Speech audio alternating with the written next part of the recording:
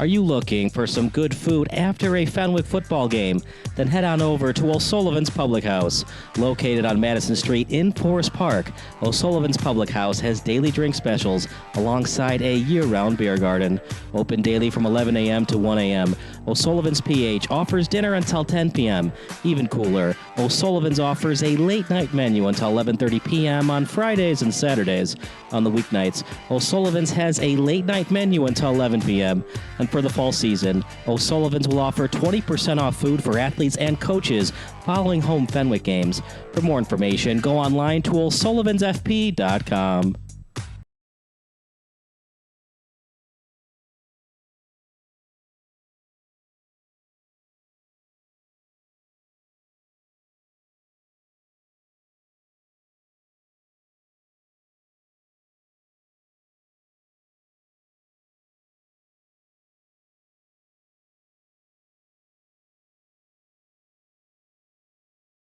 Sure, my family loves me.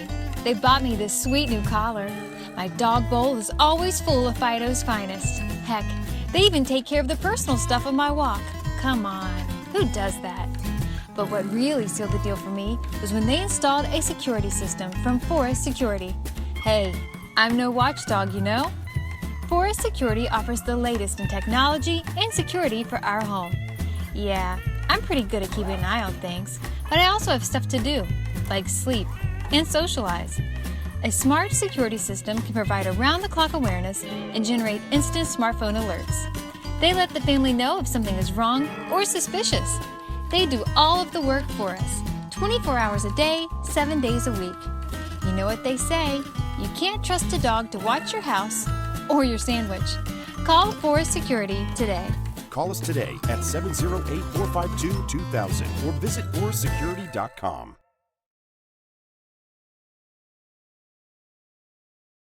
Sure, my family loves me. They bought me this sweet new collar. My dog bowl is always full of Fido's finest. Heck, they even take care of the personal stuff on my walk. Come on, who does that? But what really sealed the deal for me was when they installed a security system from Forest Security. Hey, I'm no watchdog, you know? Forest Security offers the latest in technology and security for our home. Yeah, I'm pretty good at keeping an eye on things, but I also have stuff to do, like sleep and socialize. A smart security system can provide around-the-clock awareness and generate instant smartphone alerts. They let the family know if something is wrong or suspicious. They do all of the work for us, 24 hours a day, 7 days a week. You know what they say, you can't trust a dog to watch your house or your sandwich. Call Forest Security today. Call us today at 708-452-2000 or visit forestsecurity.com.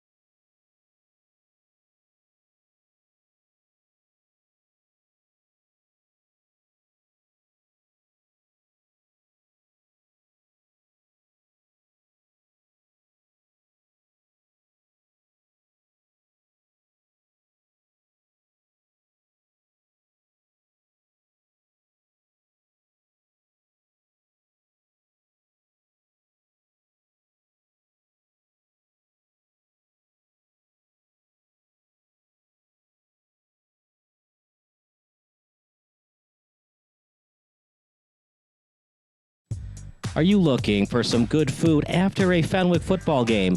Then head on over to O'Sullivan's Public House. Located on Madison Street in Forest Park, O'Sullivan's Public House has daily drink specials alongside a year-round beer garden. Open daily from 11 a.m. to 1 a.m. O'Sullivan's PH offers dinner until 10 p.m. Even cooler, O'Sullivan's offers a late-night menu until 11:30 p.m. on Fridays and Saturdays. On the weeknights, O'Sullivan's has a late-night menu until 11 p.m. And for the fall season, O'Sullivan's will offer 20% off food for athletes and coaches following home Fenwick games. For more information, go online to o'sullivansfp.com.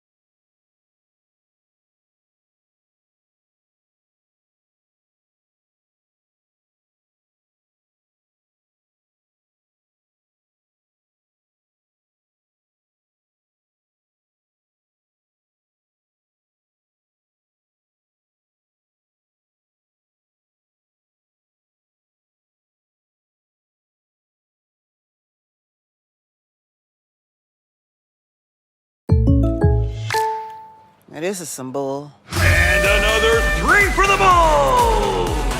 Oh, like a good neighbor, State Farm is there. State Farm's here to help. Like a good neighbor, State Farm is there.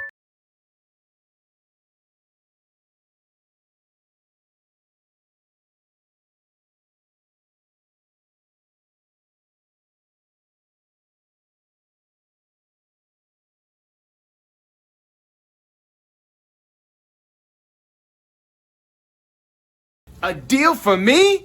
A deal for everyone! 17 East Van Buren Street, Joliet, Illinois.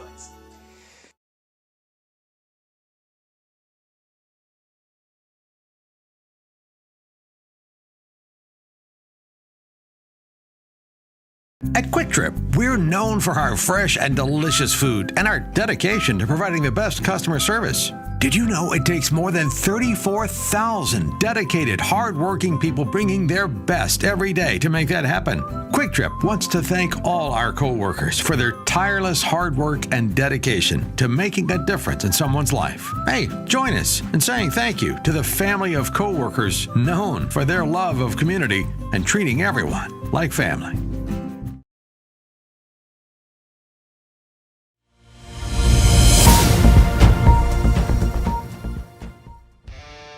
Do you expect experienced, professional, and personalized attention from your building supply partnerships? You should.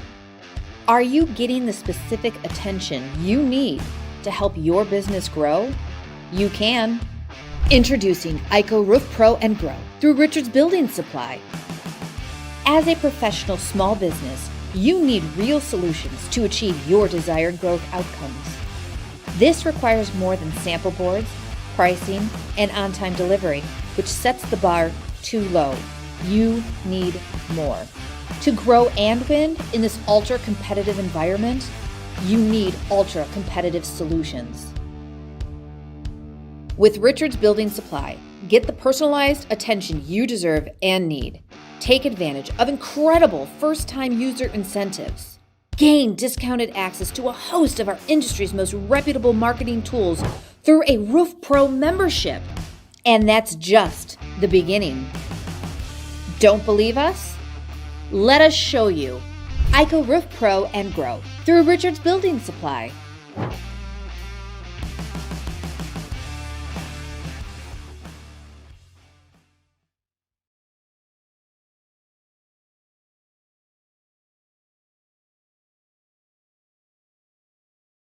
Illinois' top-ranked orthopedic and spine practice, Midwest Orthopedics at Rush, is now in Joliet. See a world-class specialist close to home. To be your best, see the best.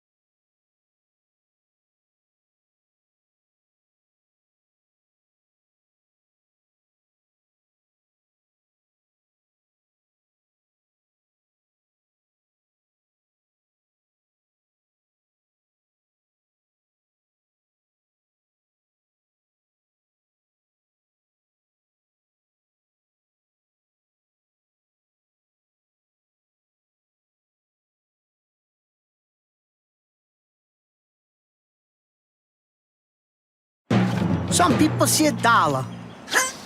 Others see potential. That's because every dollar you invest today, buddy, with a little bit of patience, could be worth $36 in the future. Imagine the potential of all your dollars. The financial wellness app Acorns makes it so easy to save and invest. So download Acorns and give your money a chance to make a whole bunch of little money babies. Acorns, grow your oak.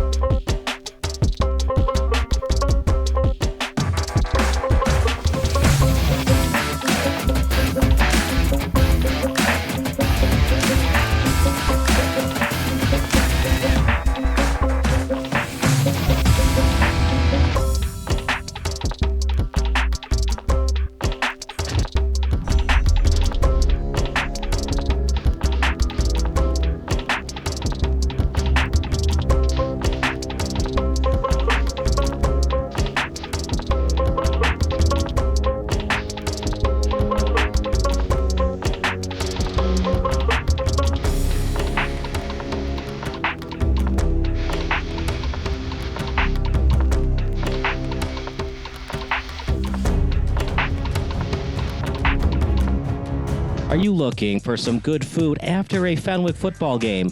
Then head on over to O'Sullivan's Public House.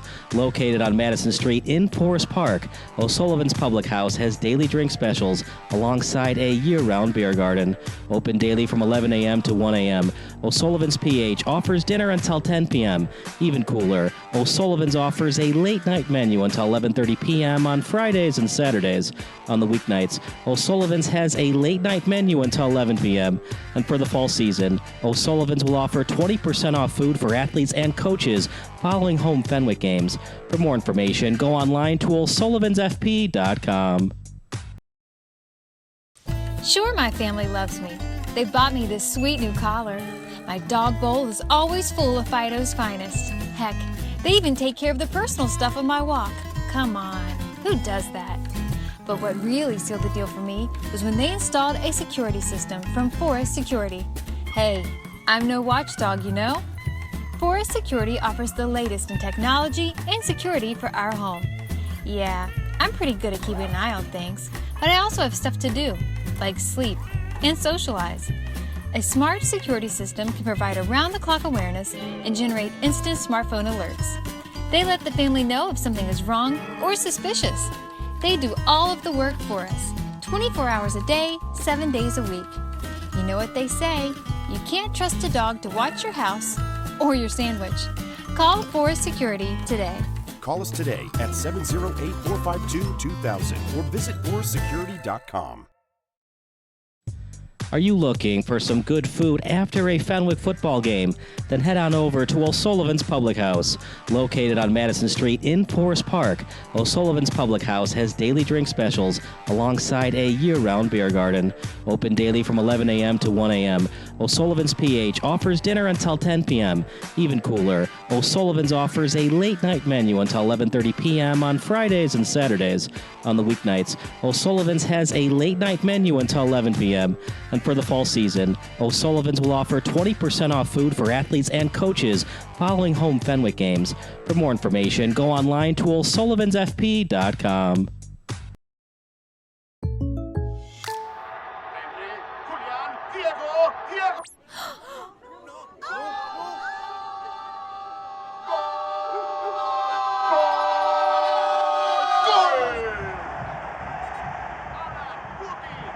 They're my neighbors.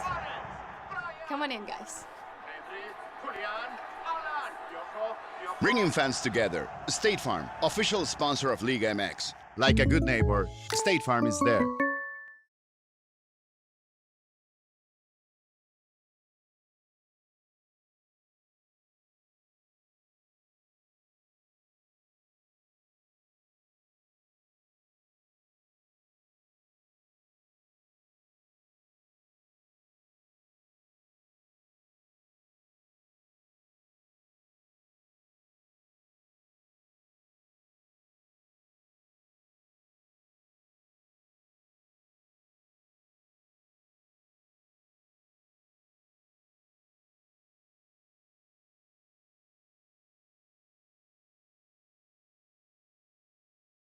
Stop what you're doing. If your SBS broadcast looks blurry on your laptop or desktop, do the following steps. Number 1, click on the wheel icon at the bottom right of your screen. Then click on Quality. Click on the highest quality that's available for you. And number 3, wait for your laptop to load and enjoy the broadcast. If your broadcast looks blurry on your phone or tablet, do the following steps. Number 1, click on the wheel icon located at the top right of your screen. Number 2, click on Advanced. And number 3, click on the highest quality available. If you're still having issues, type in the live chat. Thanks, and enjoy the game.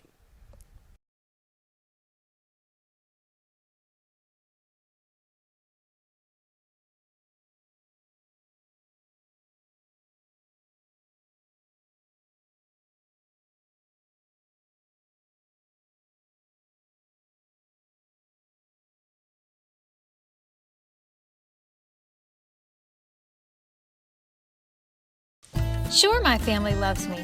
They bought me this sweet new collar. My dog bowl is always full of Fido's finest. Heck, they even take care of the personal stuff on my walk.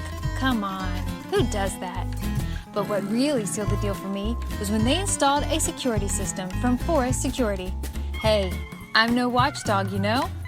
Forest Security offers the latest in technology and security for our home. Yeah, I'm pretty good at keeping an eye on things, but I also have stuff to do, like sleep and socialize. A smart security system can provide around-the-clock awareness and generate instant smartphone alerts. They let the family know if something is wrong or suspicious. They do all of the work for us, 24 hours a day, 7 days a week. You know what they say, you can't trust a dog to watch your house or your sandwich. Call Forest Security today. Call us today at 708-452-2000 or visit ORSecurity.com. Welcome to the pregame show brought to you by O'Sullivan's Public House. I'm Kyle Smith alongside the SBS Man of the Hour, the quarterback for Fenwick, Jamin Williams. Jamin, it's the Battle of Oak Park. Fenwick against OPRF. You guys have beat them the last 2 times, and you're looking for the quote-unquote sweep today. Yeah, it's very important. We all know how this game is. This is a crosstown rivalry, so we just got to do what we do, just play Fenwick football, and then we'll come out on top. What are the keys to victory today for Fenwick? Us coming out on offense right away. I feel like the last couple of years, the game has been like too close, and we haven't on offense come out and ready to go. So we got to come out ready to go, put gas to the metal or gas to the pedal. You guys are both 1-0. A nice win for OPRF. They won 28-6. They had a tough season last year. They were only 1-8 last year, but you guys can't think about it. It's a new season and a new OPRF team. Yeah, I like that they're 1-0. They're coming in high, so this is a perfect opportunity to show what we can do and like just dominate and do what we do. You guys were really impressive last week. Not only did you win 40-14, but you beat the defending Class 4A champions in DePaul College Prep. You were up 33-0 at halftime. What was working both offensively and defensively in that game? I think we were just hungry. We were all ready to play that week of practice. We were so just anxious to get out and ready to hit somebody other than ourselves. So I think we got to come out with the same energy today, and we'll do the same thing. There are a lot of great rivalries in the IHSA for football. Naperville North versus Naperville Central, Marist versus Brother Rice. Why does Fenwick versus OPRF, why is this the best rivalry? Just probably because we all know each other. You know, it's one of those, like, we all live in 5 minutes, 10 minutes away from each other. So it's just one of those where we all know each other, we're friends, and it's just very exciting to compete against each other. That's Jamin Williams. That does it for our pregame show. More football action coming up next. Thank you. Good luck, Jamin. Are you looking for some good food after a Fenwick football game? Then head on over to O'Sullivan's Public House. Located on Madison Street in Forest Park, O'Sullivan's Public House has daily drink specials alongside a year-round beer garden. Open daily from 11 a.m. to 1 a.m. O'Sullivan's PH offers dinner until 10 p.m. Even cooler, O'Sullivan's offers a late-night menu until 11:30 p.m. on Fridays and Saturdays. On the weeknights, O'Sullivan's has a late-night menu until 11 p.m. And for the fall season, O'Sullivan's will offer 20% off food for athletes and coaches following home Fenwick games. For more information, go online to o'sullivansfp.com. Stop what you're doing.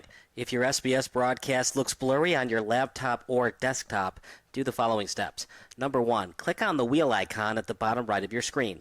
Then click on quality. Click on the highest quality that's available for you. And number 3, wait for your laptop to load and enjoy the broadcast. If your broadcast looks blurry on your phone or tablet, do the following steps. Number 1, click on the wheel icon located at the top right of your screen. Number 2, click on advanced. And number 3, click on the highest quality available. If you're still having issues, type in the live chat. Thanks and enjoy the game.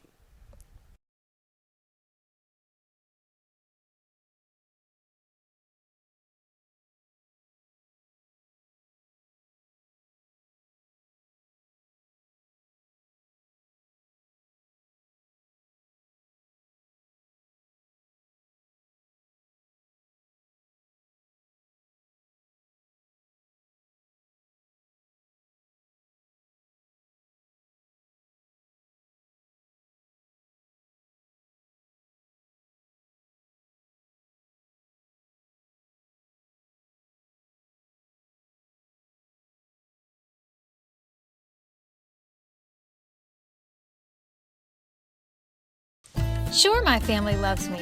They bought me this sweet new collar. My dog bowl is always full of Fido's finest. Heck, they even take care of the personal stuff on my walk. Come on, who does that? But what really sealed the deal for me was when they installed a security system from Forest Security. Hey, I'm no watchdog, you know? Forest Security offers the latest in technology and security for our home. Yeah, I'm pretty good at keeping an eye on things, but I also have stuff to do, like sleep and socialize. A smart security system can provide around-the-clock awareness and generate instant smartphone alerts. They let the family know if something is wrong or suspicious. They do all of the work for us, 24 hours a day, 7 days a week. You know what they say, you can't trust a dog to watch your house or your sandwich. Call Forest Security today.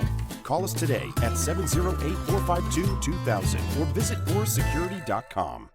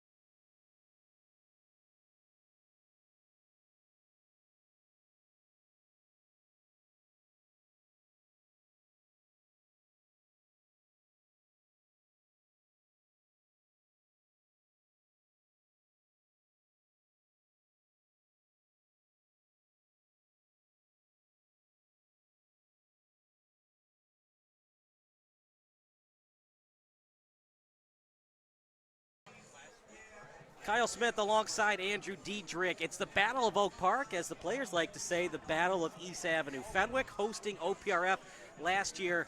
Fenwick was at Memorial Stadium in Oak Park. They dominated OPRF in the last 2 seasons, 2023 and 2024. It's a new season, and OPRF, Andrew, they look good in their opening game against Rich Township. Yeah, while these two teams have been trending in opposite directions the past couple seasons, OPRF has already met their win total from the previous 2 seasons. Rich Township, they defeated them 28-6. The guy to watch out for in the offensive end, Liam Smith, 23 carries, 119 yards, 2 touchdowns, one of many weapons that has rejuvenated this Husky offense. What is your prediction in this one? I like Fenwick. I know they went to the playoffs last season. They lost in that heartbreaker, the last-second field goal by Downers Grove North, 13-10 final defeat in the round of 16. OPRF coming off a season, they only won 1 game last year, but that was 2024. This is 2025. They look good against Rich Township, but the Raptors are different from the Friars. And no matter what happens, it's going to be an absolute slugfest, bloodbath, whatever cliche term you want to throw at it. Both of these teams separately, in their postgame interviews after their wins last week, mentioned how this game kind of feels like the Super Bowl right now. It was Liam Smith of the Huskies who said this game is for who owns Oak Park, whoever wins this game. Smith also laid out 2 goals for his team in the preseason. 1 was to make the playoffs, 2 was to beat Fenwick. Whatever we're going to see, it's going to be a hard-fought football game, Kyle. I like Fenwick in this one, 28-21. What say you? I do think it's going to be closer than a lot of people would say from the outside looking in. That rivalry factor adds a lot to it. Although Fenwick does have home field advantage, and I do think they're the more talented team, it's going to be closer than a lot of people think. Fenwick wins this one by 2 scores, however. All right. Well, I like your prediction. I think mine, I think it's going to be closer than yours, but we'll see. We're going to take a quick break. More Fenwick against OPRF action coming up next. So what you do is you Sure, my family loves me. They bought me this sweet new collar. My dog bowl is always full of Fido's finest. Heck, they even take care of the personal stuff on my walk. Come on, who does that? But what really sealed the deal for me was when they installed a security system from Forest Security. Hey, I'm no watchdog, you know? Forest Security offers the latest in technology and security for our home. Yeah, I'm pretty good at keeping an eye on things, but I also have stuff to do, like sleep and socialize. A smart security system can provide around-the-clock awareness and generate instant smartphone alerts. They let the family know if something is wrong or suspicious. They do all of the work for us, 24 hours a day, 7 days a week. You know what they say, you can't trust a dog to watch your house or your sandwich. Call Forest Security today. Call us today at 708-452-2000 or visit forestsecurity.com.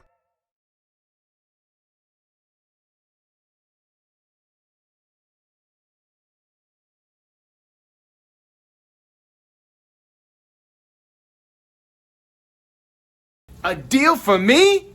A deal for everyone. 17 East Van Buren Street, Joliet, Illinois.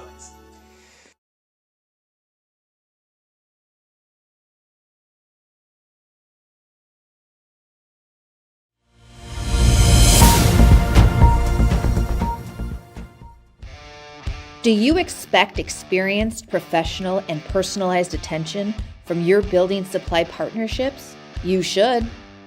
Are you getting the specific attention you need to help your business grow? You can. Introducing ICO Roof Pro and Grow through Richards Building Supply.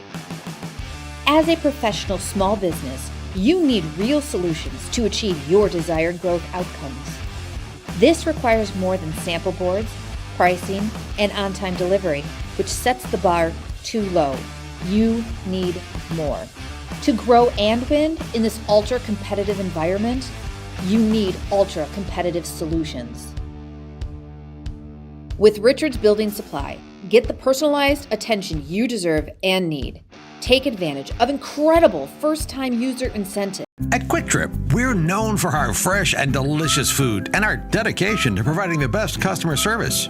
Did you know it takes more than 34,000 dedicated, hardworking people bringing their best every day to make that happen? Quick Trip wants to thank all our coworkers for their tireless hard work and dedication to making a difference in someone's life. Hey, join us in saying thank you to the family of coworkers known for their love of community and treating everyone like family.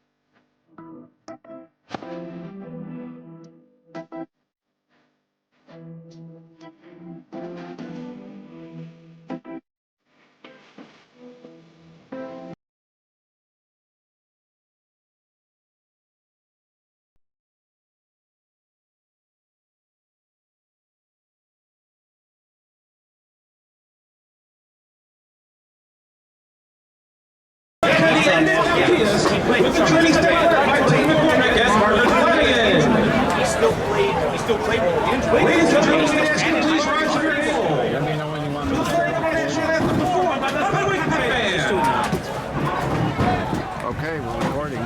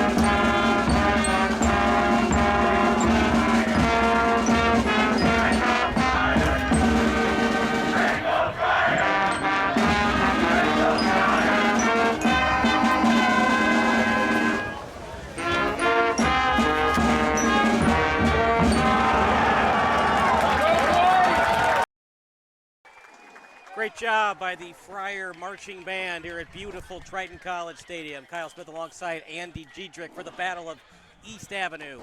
OPRF in the white and navy blue, Fenwick in the black and white as the banner about to be risen. Home football is about to begin at beautiful Triton College Stadium for the Friars. And what a beautiful night for it, too. You know, we're only in a week 2, but Mother Nature's really caught up that it's football season, Kyle. I mean, it's probably mid-60s right now, only going to get cooler as time goes on. Man, you can just feel the excitement in the air here.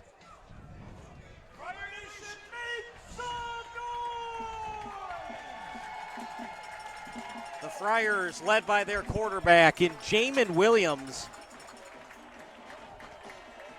He was the one leading through that banner. Jamin, remember, he injured his ankle. It was actually a broken ankle last game of the season, actually second to last game, so they had to bring in Frankie Hosty to start.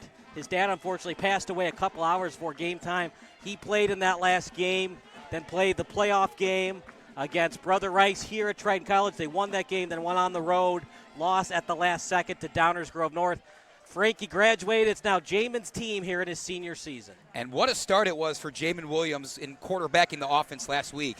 15 completions on 19 attempts, 178 yards, and 4 touchdowns, Kyle. What a debut for this team. It's really helped Fenwick get out to that fast start. A 33-0 halftime lead last week against a pretty good team in DePaul College Prep. The pretty good team is saying it lightly. They won the Class 4A championship. That just says something about your team when you're up 33-0. You only have to score 7 points in the entire second half, and you still destroyed the other team in terms of the final score, winning by 26. Both teams are going to look to get out to at least half of the hot start that Fenwick got out to in their previous matchup. But, you know, even though Fenwick might be the favorite in this one, you can never count out the scrappy OPRF Huskies. In a rivalry situation, anything can happen, including the ball getting knocked over by the wind as we're about to kick off. Goes off the tee. Noah Sir, number 6, going to kick off. He got a full ride scholarship to be doing his place kicking duties at Northwestern University. Will be a treat to see him take the field, as well as, what a luxury that is having a kicker that can actually give you 3 points pretty consistently and kick off deeply if that ball ever stays on the tee, Kyle. We might see a drop kick. That's the second time it's fallen off the tee. Will the third time be the charm? We're going to get a holder this time around, potentially? Control S. Here we go. You're right, partner. There's going to be a holder, as they're going to have Jake Thies to hold it for Sir.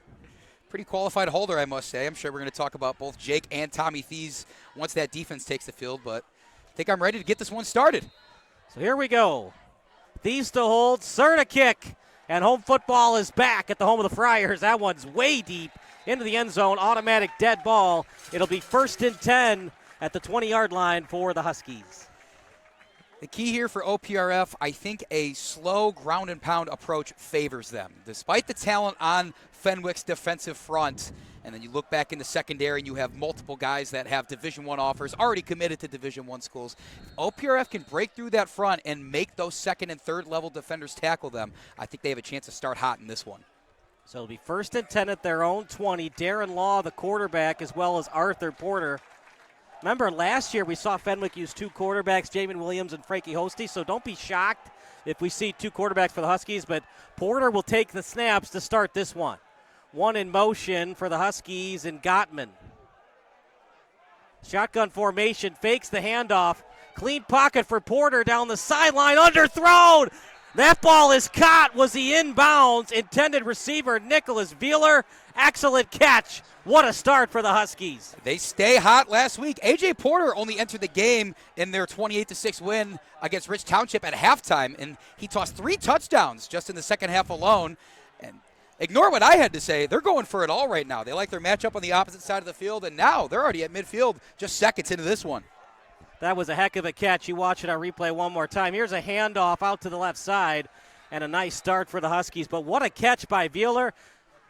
Right on the sideline. It was an underthrown ball, partner. He just put it up where his wide receiver could get it, and he beat the defensive back on the play. And that's a tall task. The defensive back there, Tommy Thies. Tommy Thies is going to be playing his college ball at Miami of Ohio. It's a big-time catch on a big-time defender right there for the Huskies. Handoff left side and a couple of yards, getting close to the first down marker, and got it as the chains move again for the Huskies. Liam Smith on the carry, had an excellent game, plays both linebacker and running back for this Husky team. Might be a hold, though, on the play, as they haven't moved the chains yet. Injured player for the Friars, as our videographer Don will zoom in a second here.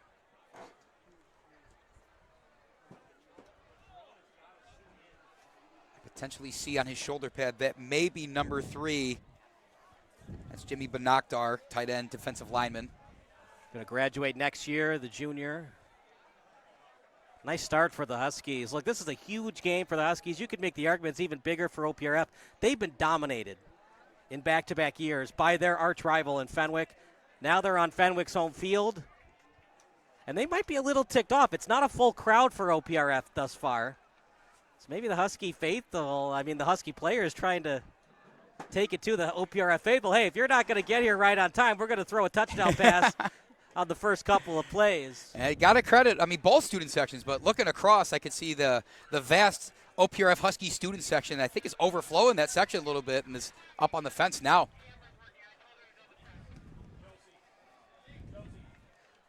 Still down on the field. We'll take a quick break. You're watching the Huskies against the Friars here on SBS.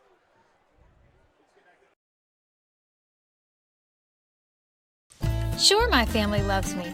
They bought me this sweet new collar. My dog bowl is always full of Fido's finest. Heck, they even take care of the personal stuff of my walk. Come on, who does that?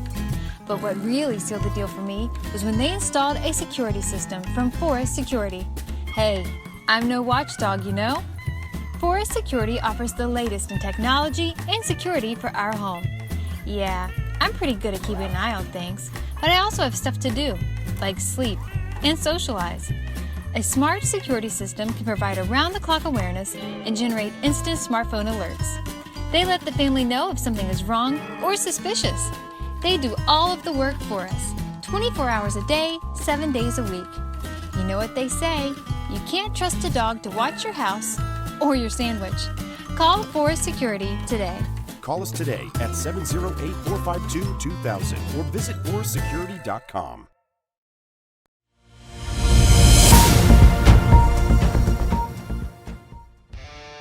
Do you expect experienced, professional, and personalized attention?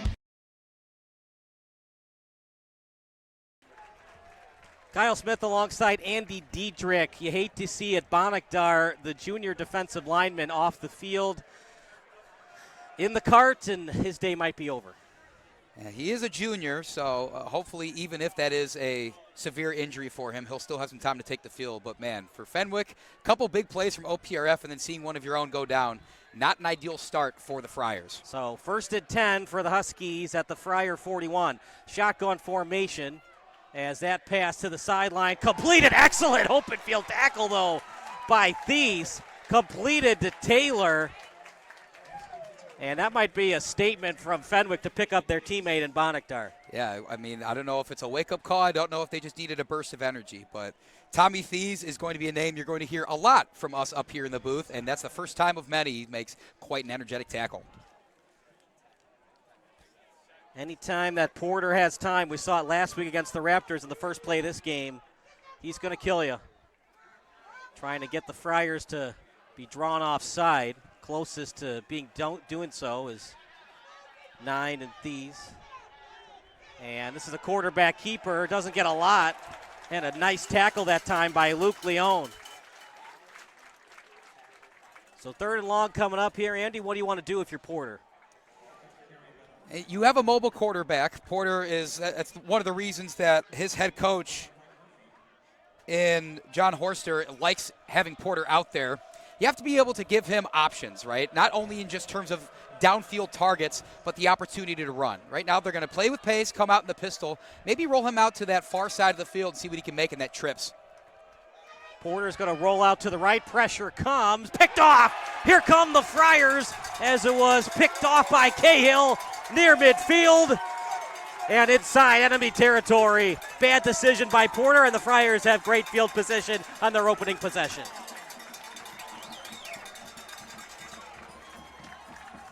Yeah, we'll take a look back at it, and Porter rolling to his right, perhaps feeling the pressure behind him. I think he had a window there to throw to his man downfield on that deep crosser. A bit of an underthrow, kind of a duck in the air, and Fenwick is all the better off for it. So Fenwick's going to start their first possession basically at midfield, Kyle. This could be another fast start for the Friars. So they're going to say that forward progress was stopped just before midfield. As a handoff from Williams up the middle, they go A-gap, and a nice first gain for the Friars. And it looked like the Huskies had a good start. That time a handoff to Thies. We're going to see both Tommy and Jake a lot today running the football. And both of them getting their hands on the ball multiple times, whether it's on offense or defense. Their coach in Matt Battaglia having to say we have to limit their touches on both sides of the ball because they're so impactful for us. Clean pocket for Williams. He's going to go deep with it. Breaks off a down. And that's going to be a touchdown pass. Jimmy Watts. How about that? 2 plays. Touchdown Friars. An interception to start the drive. Absolute excellence for the Friars. And a horror start for the Huskies. Fenwick, a perfect response to that big play from the Huskies to open things up. You get a turnover, you get a nice run to set things up, and you just trust your guy in one-on-one coverage. Hits him with the show. The go route leaves the defensive back in the dust. Friars are up early in this one. Yeah, Chris Crapey just lost and confused on that double move. I could have caught that pass, how open Jimmy Watts was. Touchdown pass for the Friars. I mean, this is a gimme for sure. Yeah, looking back at that play, not only do you have to credit Jimmy Watts for his first touchdown catch of the year, but Jamie Williams selling that route as soon as Watts stopped about 7 yards down the field for the hook, gave him the pump fake. Jamie Williams did the rest. Fenwick's up 6. We'll call it 7. And it now is officially 7. 7-0 Friars. Didn't want to jinx him. Yeah, you've had your fair share of broadcasters jinxes. over the past couple of years. 7-0 Friars here on Sports Broadcast Solutions. No, mute. No, mute. A deal for me? A deal for everyone. 17 East Bend.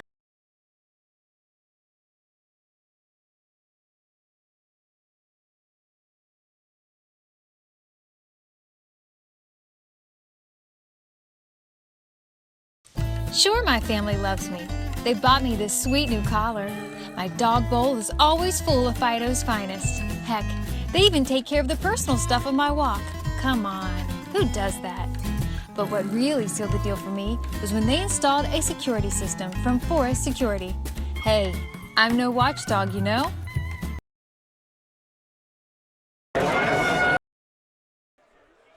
Kyle Smith alongside Andy Diedrich. And because of the unsportsmanlike conduct against the Huskies, it's going from bad to worse right now for OPRF. Look where they're kicking inside enemy territory, right at the 45 of OPRF. If you're Noah Serra, just boot this out of the end zone, right? Honestly, partner, because they were in enemy territory, I wouldn't have been shocked if they tried to run an onside kick, because even if OPRF returns it, it's at the 35, similar to an illegal procedure on a bad kickoff. And what a way to start that would be if Fenwick followed up a interception, quick touchdown with getting the ball back into that explosive offense. But I understand to be conservative. You gain 15 yards by booting it through the end zone, and maybe you give some of the momentum back for OPRF if they recover an onside kick. I think you have enough athletes in your defensive unit right now to go out and out-muscle the Huskies as they try to get back in this one. They got a long field ahead of them, Kyle.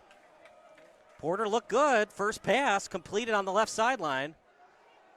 And it'll be a handoff up the middle, not getting much.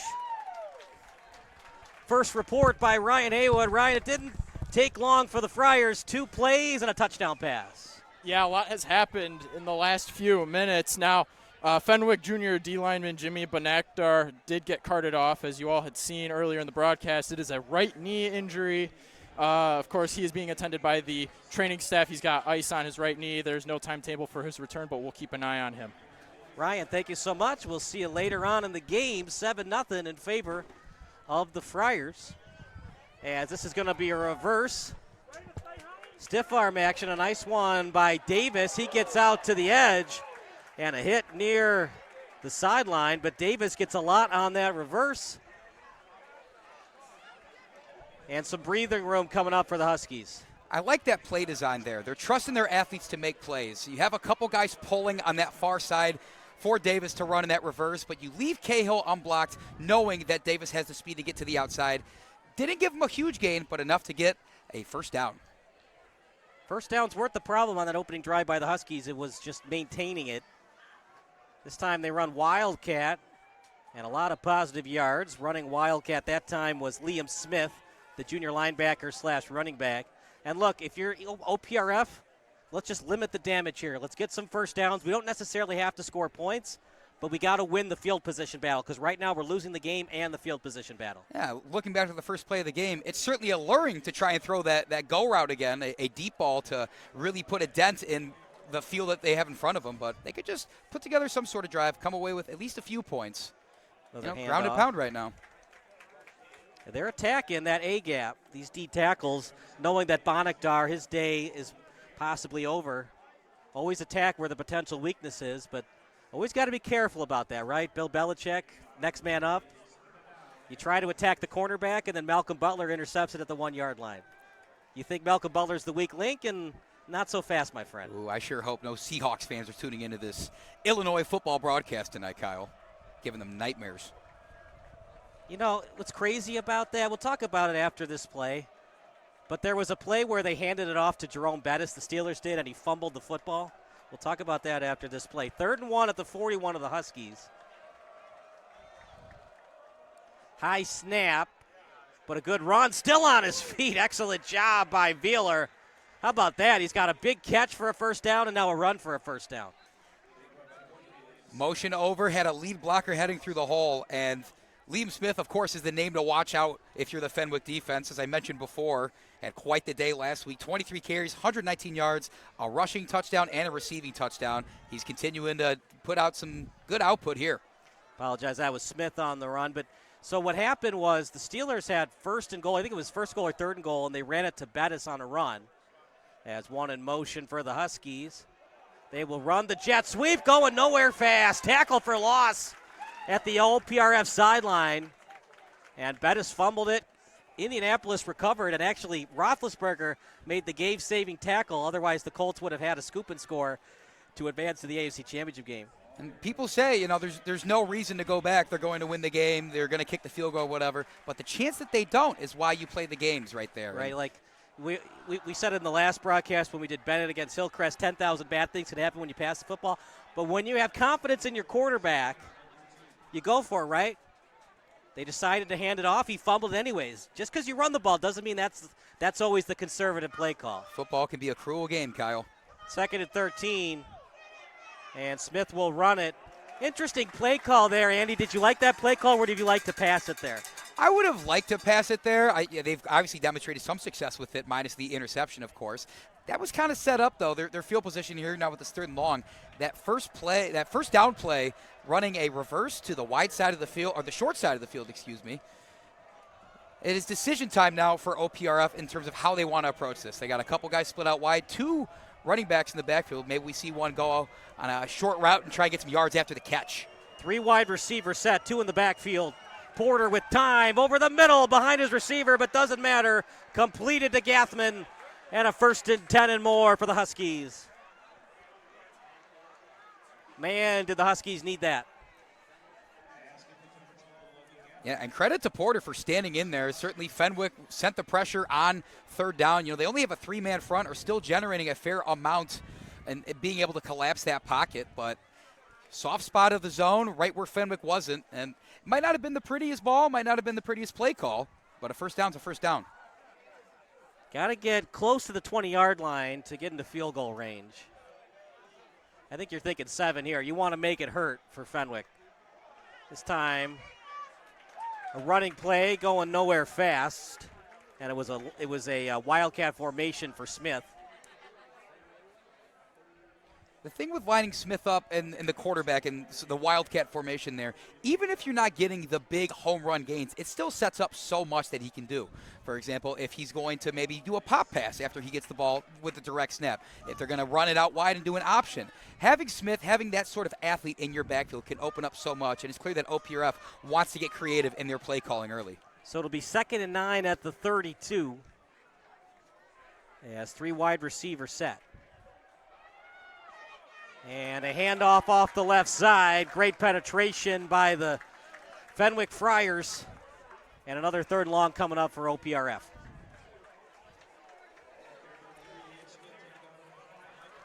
Third and 9 here, partner. You want the first down, but you also got to get it manageable for your kicker as well. You need some sort of yards here. And when I say that, the thought immediately goes to running the ball. Clearly that didn't work on the first couple downs. We'll see what they do. The Fenwick fans are sure getting loud in this 3rd down, Kyle. Well, it's an obvious passing situation, one would think, but do they dare to do another reverse? This time Porter with a very clean pocket. He'll roll to the left, and he'll take it himself. Helps out his kicker, but well short of the first down. Andrew, decision time here for Coach Horster. Field goal or a pooch punt?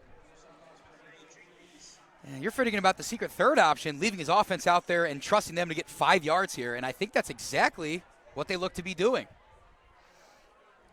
I don't know. I think I disagree with this. You finally got the momentum back. You have a chance to either kick the field goal or try to pin him deep. Then again, if you don't get it, it's inside the 30. 4th and a very long 5. They got to get to the 23. Hard count from Porter. Friars not fooled. Showing blitz is Fenwick. That's important. They showed blitz on the last play and did not bring it. This time, though, OPRF's going to think about this one over a timeout. We'll take a timeout as well. It's 7-0 Fenwick here on SBS.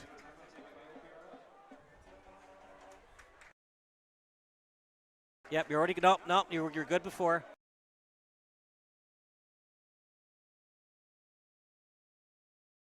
At Quick Trip, we're known for our fresh and delicious food and our dedication to providing the best customer service.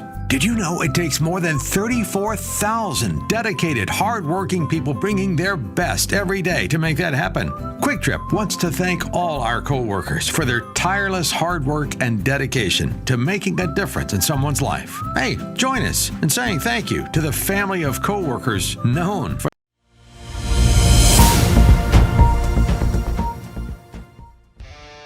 Do you expect experienced, professional, and personalized attention from your building supply partnerships? You should. Are you getting the specific attention you need to help your business grow? You can. Fourth and 5 coming up for OPRF. The Cowbells are out and about here at Triton College. Another hard count from Porter. Clean pocket to the sideline, overthrew him. He had a man open, but he couldn't get it over to Wheeler. He had the time, Parter, he just couldn't get it done. You watch it one more time on replay. OPRF sticking with that short side of the field, bringing a man in motion. And I think that was the right play call there. They seemed to flood the zone on that short side of the field. Had a couple options to throw to, but, you know, timing up that route and going to the sideline can be so difficult, especially when you run out of space. So don't hate the play call. Don't hate the idea. Fenwick has a chance to really blow this one open, though. Yeah, Fenwick might have to consider bringing the house on the blitz because since Bonalkdar left with an injury, it's been a little tough for them to generate a pass rush. 1st and 10 at their own 28. Williams will hand off over to the right side, and a nice gain that time for Fenwick. It's going to be credited to number 7, Tommy Thies. One thing to mention for Oak Park River Forest, one of their strengths on this team is this defensive front. John Horster has credited his defensive front.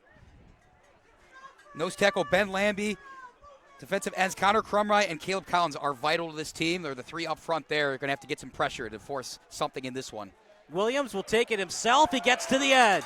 He'll be fast to 40, past midfield, and he's forced out of bounds. That is not a late hit, by the way.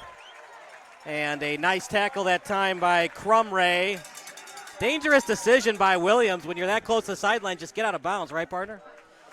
I think so, but as we saw all of last year before he got hurt, Jamin Williams is not about self-preservation. He wants as many yards as he can, and he doesn't matter what the consequences are. Brilliant way to get out of harm's way, and when those defensive ends were crashing in, another 1st and 10 for Fenwick in Husky territory. So Williams with the big quarterback sneak inside OPRF territory. Ball placed at the 43. It's Thies in the backfield alongside his quarterback and Williams. They're going to split the wide receivers. One in motion for Fenwick. Williams with time. Here comes the screen. Past the 40 and then forced out of bounds. But another positive completion for Fenwick. Those screen plays can go one of two ways. Either you look pretty silly for calling it when the defensive backs have a beat on it and get you in the backfield, or you look pretty smart when it's a nice little bubble screen, get you 5 yards, blockers in front of you. Fenwick kind of giving OPRF a bunch of different looks offensively, and it's led to some pretty good success so far. 2nd and 4 at the 37. Once again, another new look for Fenwick. The empty set with Williams in the backfield alone. Another screen pass, this time to Thies, as he'll get out of bounds close to the first down marker. Clock continues to run, and that should be the last play of the quarter for the Friars. First down, Friars, and the Friars will wisely let the clock run out. So we'll talk about what happened in that first quarter after this commercial break. Brought to you by O'Sullivan's Public House. O'Sullivan's, yep, go. Are you looking for some good food after a Fenwick football game? Then head on over to O'Sullivan's Public House. Located on Madison Street in Forest Park, O'Sullivan's Public House has daily drink specials alongside a year-round beer garden. Open daily from 11 a.m. to 1 a.m. O'Sullivan's PH offers dinner until 10 p.m. Even cooler, O'Sullivan's offers a late-night menu until 11:30 p.m. on Fridays and Saturdays. On the weeknights, O'Sullivan's has a late-night menu until 11 p.m. And for the fall season, O'Sullivan's will offer 20% off food for athletes and coaches following home Fenwick games. For more information, go online to o'sullivansfp.com.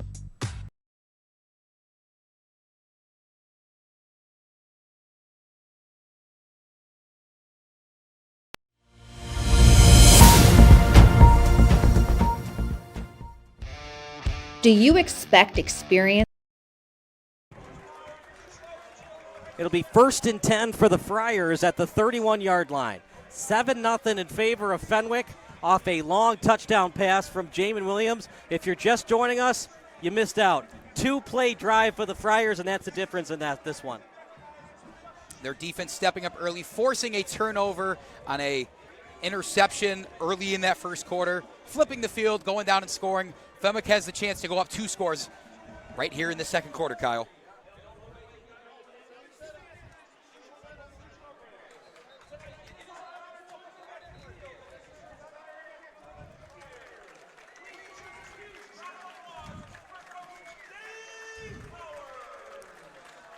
As a big round of applause for head coach Dave Powers. He's the legendary former girls basketball coach. Enjoying retirement. I'm envious of him. 31 yards to go for a touchdown for Fenwick. Williams with time. He'll roll to the right. Looking downfield, high throw, and he had a man, but overthrew Morgan, his intended target. Even though that was incomplete there, I think we're seeing a lot of signs of maturity from Jamin Williams. Last year had a tendency where if he didn't have his first 2 reads open, he was tucking and running regardless. They're able to feel out the pressure, escape, find his man. Bit of a high throw, but Jamin Williams has been tremendous so far. So I think Fenwick has 0 doubts that he's going to continue to be great. 2nd and 10 at the OPRF 31. Another hard count from Williams. You're going to see that early on in the season. See if you can get these guys to bite. Later on in the season, quarterbacks won't do it as much as these guys become more disciplined as the season continues. Williams with time, and not anymore. Sack for the Huskies. Nice job getting penetration. And that was Ben Lambie. That is somebody called out by name by head coach Horster, and we saw it there. I mean, that's a nose tackle getting in there with that sort of speed and bringing down Jamin Williams, who's quite the athlete himself. You see why the strength of this team is in their front 3 or 4 for the Huskies. Yeah, if you're going to get your quarterback sack, you'd like it to come from the defensive ends, never up front, where he has no time to escape from it. Yeah, Fenwick has a couple returners on the offensive line, but it's always a little concerning when the interior is able to get to the field general. 3rd and 19 might be a conservative play call here from Battaglia. Williams in the pocket, pressure comes, and he somehow escapes it. He'll get a couple of yards to help out his punter. And actually, partner, now that I think about it, the sack might have actually helped the punter because now you're inside the 40, and it's a harder punt to get it inside the 10. If the punt is past the 50, it's a little bit easier for the punter because he's got more room to work with on a kick. Yeah, sometimes you'll see teams intentionally take a delay of game penalty here just to give them some more room.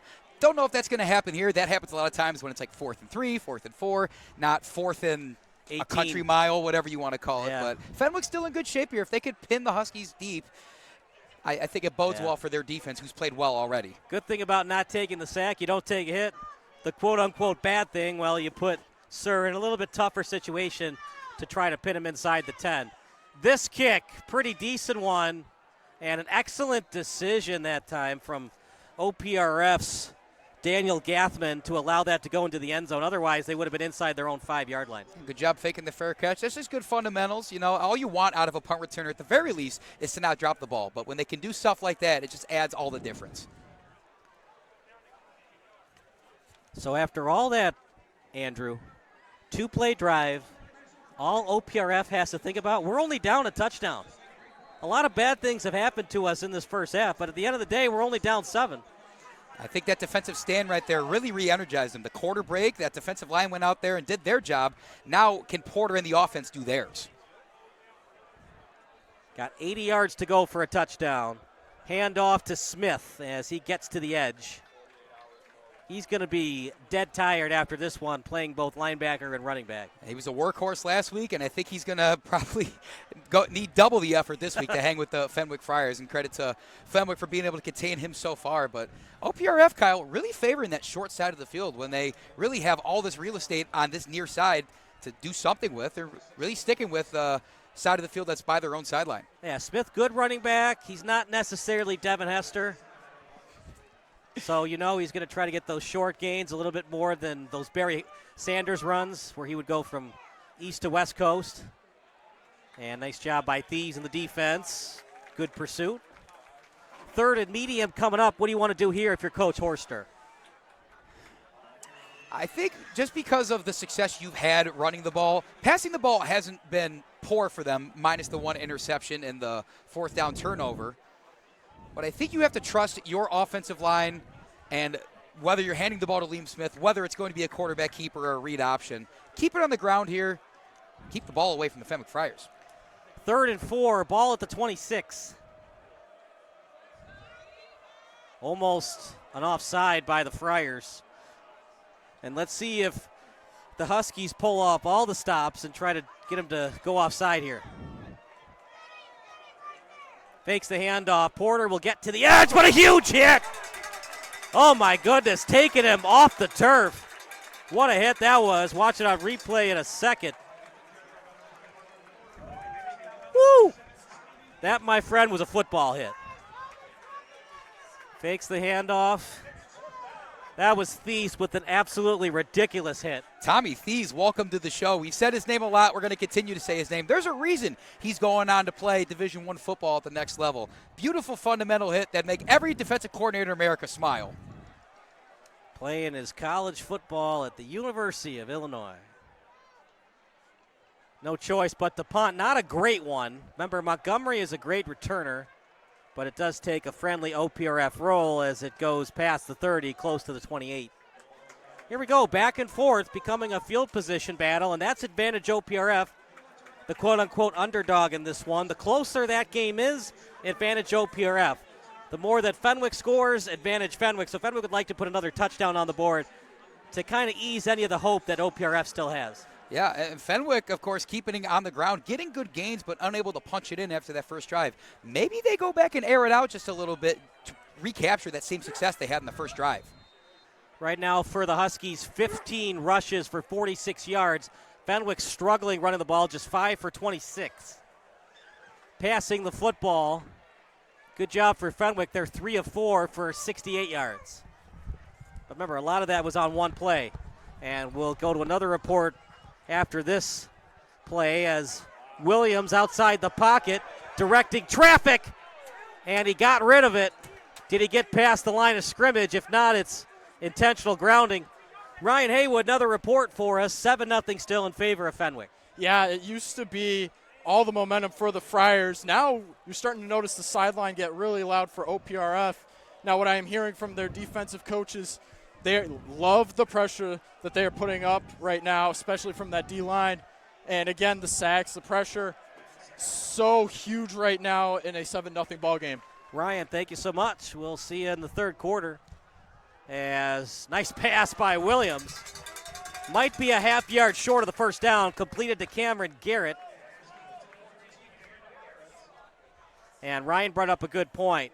Keep the pressure on if you're this OPRF front four. The more pressure you put on Fenwick, they might fumble a snap. They might have a false start. Get them out of their rhythm. Handoff. Now, was that on the face mask? We'll watch it on replay in a second. That's a huge call if they missed the face mask, but partner might have been below it. Yeah, luckily for Fenwick, no matter what, they're going to get the first down here. But again, of course, that being a 15-yard personal foul penalty, that's something that Coach Battaglia would certainly like, those extra yards. I don't know. It could have gone either way, Andy. I think it's a good no call. We'll trust the men in stripes on the field. Fenwick continues on with the drive, though, on their own 39. So it'll be 1st and 10 at the 38. As a handoff up the middle with room to run. Thies past midfield. And a 1st and 10 and more for the Friars. The hole there wasn't that big, but when you have an elite athlete like Jake Thies back there that's able to explode through those holes and turn those 3-4-yard gains into 10, 11, 12-yard gains, it makes all the difference. Here's a screen pass for the Friars, completed to Tomczak, past the 40, and close to another 1st down. Bend but not break for the Huskies. They broke once. Will they break again on this drive? And this is right where they made their defensive stand on the last drive, and it was all due to the efforts of their front couple guys who, a couple of them are going to get subbed out here, maybe get a break so they can perhaps feel rejuvenated for a potential goal line stand. Thomas France into the game now for OPRF, coming off the bench. One in motion, that's Garrett. Handoff right side to the right tackle. Thies still on his feet, past the 35. And the Friars getting to a rhythm right now with this running game. And motion can do so much for an offense, whether you're running or passing the ball in the play. That motion action from Garrett coming on the far side, that sets up the play action for a swing pass out to him. Maybe you get the safeties cheating up and can throw it deep. Either way, though, you got to be careful on every level of the game now because Jake Thies, one broken tackle, he maybe had a lot more there. 32 yards away from the end zone. 1st and 10 for Fenwick. 3 wide receiver set. Williams, and he'll hand off to Thies and going nowhere fast. Well read by the Huskies as a double team on that tackle. Got to find a way to break through. Fenwick did it once, but that was really a broken coverage versus a great pass. Can they find holes in this OPRF defense as we get closer to the red zone? Now, if there's a time, it might be right now. Only one high safety. OPRF's going to stack the line a little bit, and they're going to play it quick. Here comes the pressure. A little dump-off pass, dangerous pass, by the way, as there were defenders around, including Pierre Nelson, the senior defensive lineman. And, man, Parter, if you're going to dump that pass off, you better know the defensive end is not near it because if he is, A, your running back could get killed, B, it could be a pick. Yeah, Jamin Williams immediately after that, a little frustrated. Probably that he put it so close to being in harm's way there, but and we've seen him make up more than a couple throws tonight. He's a tremendous arm talent despite his size. And I'm sure they're going to dial up something for him on this 3rd and 11. Call it 11, yeah. Got to get to the 22. One in the backfield, 4 wide receiver set. Williams with time. Williams pump fake to the sideline. They got the 1st down as it was completed to Morgan. And he got a lot of nice yards after catch on that play as well. And an injury on the field. And Williams said a couple things to it. Hopefully it was good sportsmanship. Otherwise, that would have been taunting against Williams. Yeah, the referee was right there. It looks like it was all good-natured. Yeah, still looking over at the injured Husky. Who is that? It's Logan Gathman, the senior defensive back. We'll stick with the action. So 4:50 remaining. It's 1st and 10 on the 18. What do you want to do here if you're OPRF on defense? You're now in your red zone look on defense. It just seems like the way you're struggling passing the football right now, another touchdown that Fenwick scores could be the game. Yeah, it's certainly the defensive success we saw from them on the previous drive came from getting pressure, whether it was an all-out blitz or not. And it seems like a lot of the weak points in this Fenwick Friar offensive line are coming in the interior. If you want to rush a couple linebackers up in that A-gap, it can be a bit of a risky move given what you might give up behind you in terms of leaving a weaker secondary. But with your back against the wall right now, you don't want to go down 2 scores this early into this one as we are approaching the end of the first half. You got to go all out. You got to go against and make Fenwick try to do something with that pressure in the backfield.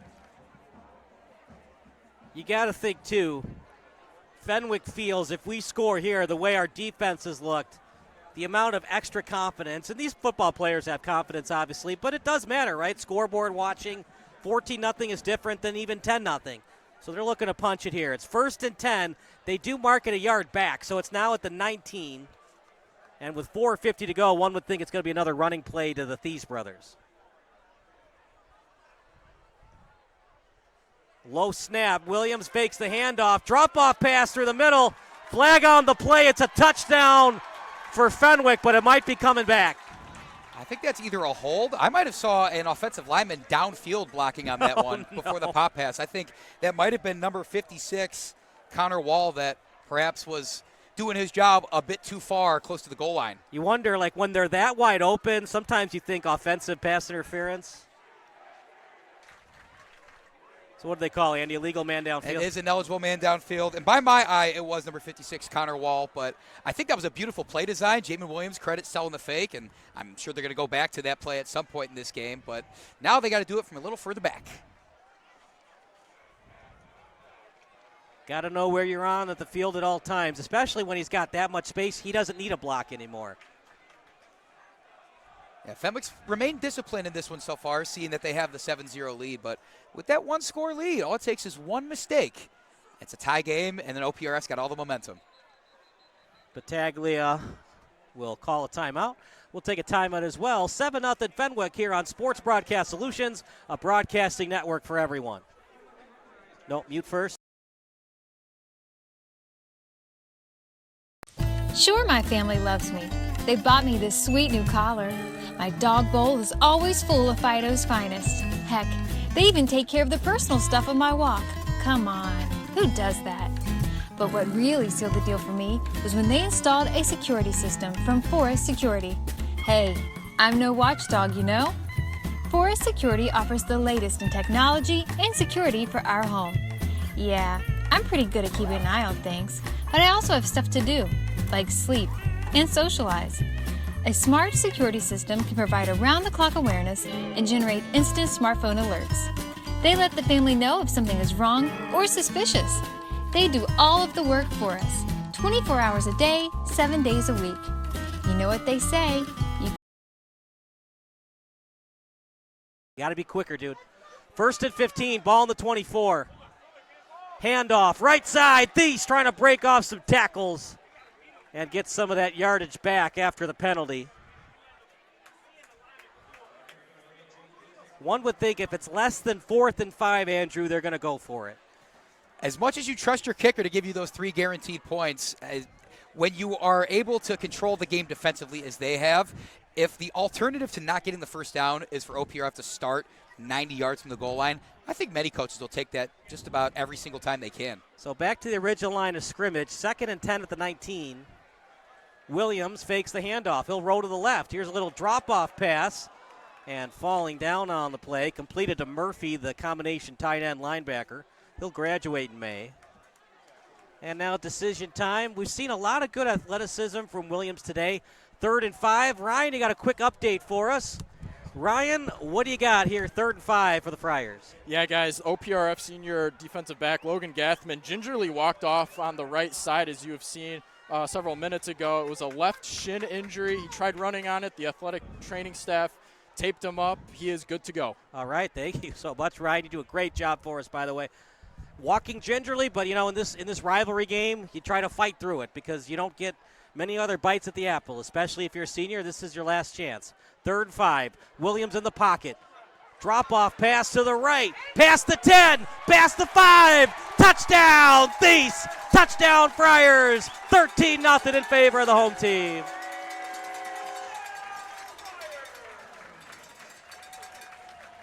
Just get it to your playmaker and see what they can do in space. Yeah, that's all they did. OPRF had the right defense there. They had a man on Thies coming out of the backfield, but I think a bit too steep of a pursuit angle. And if you don't run at Thies the appropriate way and have respect for his speed, he's going to make you pay. So another 6 points on the board, and Fenwick is in the driver's seat in front of their home crowd. Yeah. We'll see Fenwick switch back for the extra points. Camera's there. As that extra point is good, 14-0 Fenwick. We'll take a break here at the home of the Friars on Sports Broadcast Solutions.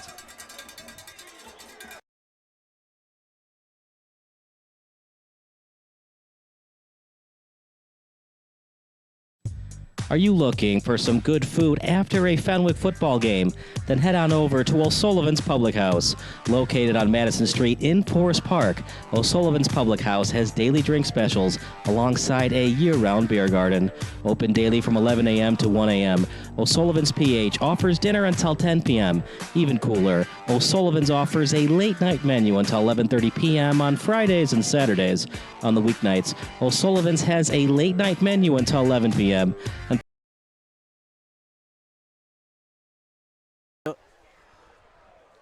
3:05 to go. Jake Thies with the touchdown reception. It's Watts and Thies with the touchdown receptions today. It's all Friars thus far. I think they've had 5 or 6 different touchdown scores on the young season. We're only in week 2, Kyle, so I think it just shows you the variety of athletes on Fenwick's offense. And then, of course, that big old goose egg on the board next to OPRF score shows you that they got guys on the other end of the field as well. Noah Sir showing why he's going to be a Division I kicker next year. Out of bounds it goes, and you're still down 2 scores if you're OPRF. You want the 6. But at this point, I think that goose egg looms large here, and you're trying to get any kind of points before halftime. You were talking about the mental game earlier, and I think you don't want it to trickle into the play calling and the coaching and what they're telling the guys in the huddle before they run out here. Because Fenwick's going to get the ball first to start the second half. So desperation potentially from the Huskies and trying to get some points on the board, or else Fenwick can maybe run away with this one. So both teams with 2 timeouts. Fenwick called one.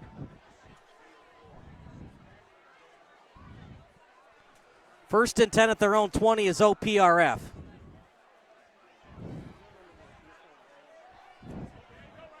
And that's a completion. I'll find the line of scrimmage. We don't, if you don't have it, we won't use it. It's fine. Or we'll use this. If you don't have headphones, we'll use that or no headphones, okay? Now think about those bubble screens. It relies on your tight end or whoever's out there to get out there and get a seal on one of those cornerbacks out there. With the speedy cornerbacks that Fenwick has, not a whole lot of success on that one for the Huskies. Another injured player going from bad to worse. I know I've said that before, but another injury. It's going to be 2nd and 11 right now for OPRF, but more importantly, injured players. Now, the quote-unquote good thing for OPRF, they have a slightly bigger depth chart than the Friars. As going to the bench is Davis. He had that nice reverse play in the first quarter. Second quarter of action, 14-0 the score. Excellent efficiency right now from Williams. He's 8 of 11 for 118 yards. Not a lot of passing plays right now for the Huskies, just 4 of 6 for 46 yards. Call them efficient, I guess. I know a majority of those yards coming on that first play of the game from them from scrimmage. Right. They're going to need a lot more of that success here if they want to at least try to get near the goal line and put some points on the board before they head to the locker room. One in motion for the Huskies. And he'll throw it to the sideline. Will Porter, and another good open field tackle. Fenwick showing why they were in the playoffs last year. That time it's Aiden Williams on the tackle. He's one of many athletes in the secondary, and a lot of folks tuning in and back home might wonder why a lot of these high schools that play at a high level are only running a 3-man front. I think it's just because they believe in their secondary. They believe in the athletes back there that they can cover the deep balls, and if the offense is going to settle for short gains, those athletes can come up and make a tackle. We see a 3rd and long looming for the Huskies because of that. 3rd and 9, ball on the 21. Porter with time. Now here comes the pressure over the middle. Short gain. Pursuit is there by the Friars. Starting the tackle and finishing the play, Liam Cahill. It looked like they wanted to do a center screen to their tight end right there. Fenwick may be reading that all the way and getting the penetration necessary to blow that up. And Fenwick's going to call timeout and try and really put some more points on the board in this one ahead. Take an even more commanding lead than they already have. Clock stops with 1:50 to go. 4th and 8 at the 22. And I believe Fenwick called a timeout there. Yeah, it was Matt Pataglia, coach of the Friars, who if he could get any closer to the ref, he would, running over, sprinting to call his 2nd timeout of the game. So Fenwick now with their 2nd timeout called.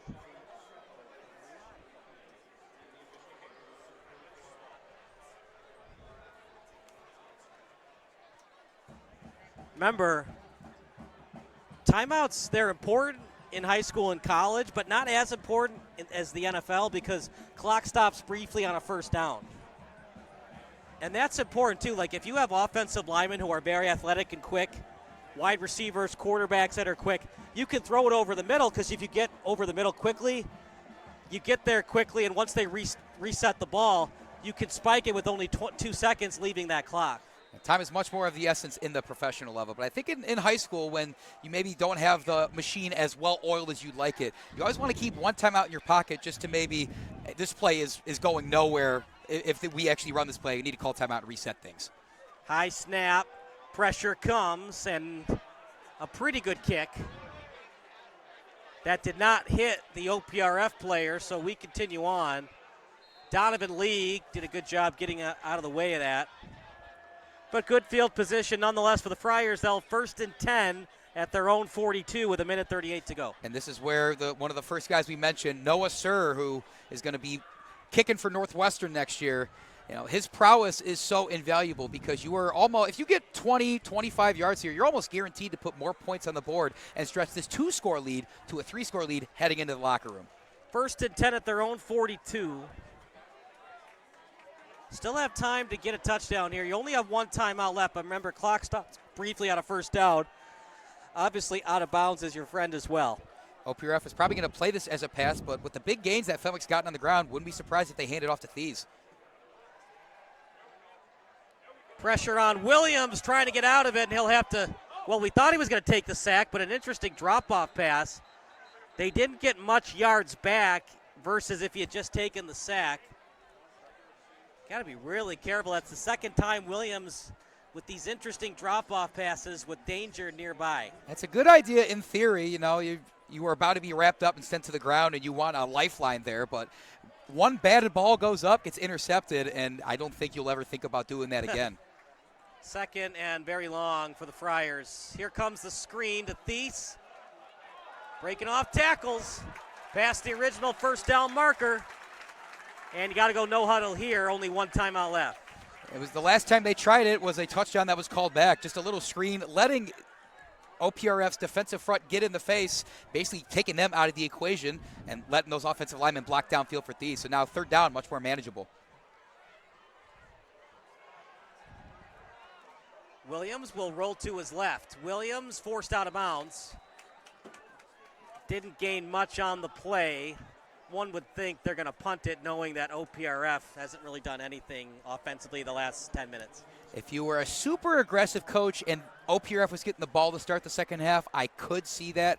But knowing that coming out of the locker room that the ball's going to be in your possession first, I'm expecting punt here. And clearly I'm wrong for now. Maybe they're going to try to get him jump off sides, but they're longer than 5 yards from the sticks, Kyle. You only got one timeout left. Why not just do the hard count? If they don't go offside, just waste your last timeout. Only problem with that is if you waste your last timeout here, you can't call a timeout on defense. Now, like I said, you never know when your defense is maybe set up wrong that OPRF could get that home run play. This is interesting. Here comes the pressure. Williams will roll to the right, still on his feet. Williams with it. Over the middle, wide open, way underthrown. That was a lot more interesting than I thought it was going to be. I thought that Williams was going to get sacked. He somehow got out of it. For Will Tomczak, the intended target. And interesting decision by Battaglia. 18 seconds to go for OPRF. And remember, 1st down stops the clock. Well, I'll start with, I think that Husky secondary can take a nice sigh of relief there. I see number 12 and number 13 in the secondary, Logan Gathman and Richie Truelove, both kind of talking about whose man that was and how he got behind them with so much room. On the other hand, for Fenwick, I know fortune favors the bold. That seems a little bit too bold now. You give OPRF only 18 seconds, but a short enough field to do something in that short amount of time to really change the dynamic of this one. You look at the depth chart for OPRF. I don't see a kicker on the depth chart. I will double check your work, and I also do not see any kicker or punter listed on there. Porter in the pocket. Rolls to the right. He'll take it himself. And did he get out of bounds? Took forever before he did. Got to know the situation, partner. You got 2 timeouts, but you only had 18 seconds to start the drive. Yeah, you need to hold on to more timeouts than normal because with those timeouts, the middle of the field is still open. If you're out of timeouts, granted, the clock stops after a 1st down, but you're only aiming at the sidelines. Now you're putting more pressure on the Fenwick defense to defend not just the outer 2/3 of the field. With 2 timeouts, you have time for at least 2 more plays. Perhaps some trickery. 2nd and 5 for Porter. He'll roll to the right. Porter to the sideline. Incomplete with 5 seconds left. One would think it's a Hail Mary here. Yeah, unless you have a kicker that is money from 60 yards out, this one will probably be run down the field, and Porter's going to heave one as far as he can. Be a 58-yarder at the bare minimum. And unless you've got Justin Tucker's son, transfer into Oak Park River Forest, I don't think you're going to attempt a field goal here. 3rd and 5. Look how deep the safeties are for Fenwick. And he's going to roll to the right, then goes back to the pocket, up in the air, picked off. Live ball still past the 15. And as good as a punt. Didn't have time to get it down. And a flag on the, no, sorry, it's just a fan that threw a flag up in the field. Partner, do we have an injured player on the field? I think I see a flag here near the head referee, right by where Porter went down. You can't end the half on a defensive penalty. It's on the defense. No, is there one on the offense? If it's offsetting, we might have to run that play back. Now, was it on the return, though? If it's on the return, it doesn't matter. If it's on the pass, it's offsetting. Either way, the referee's not sending the teams to the locker room quite yet. All right. Now it looks like they will. So there they're you going go. to say offsetting penalties on the return. It didn't look like there was anything at the line of scrimmage. Yeah, it looks like Fenwick head coach Matt Pataglia is going to go ask for an explanation. He doesn't look upset. I think just wanted to know exactly what happened there. All right, so we'll take a break, then we'll give you some halftime stats. It's 14-0 Fenwick here on Sports Broadcast Solutions.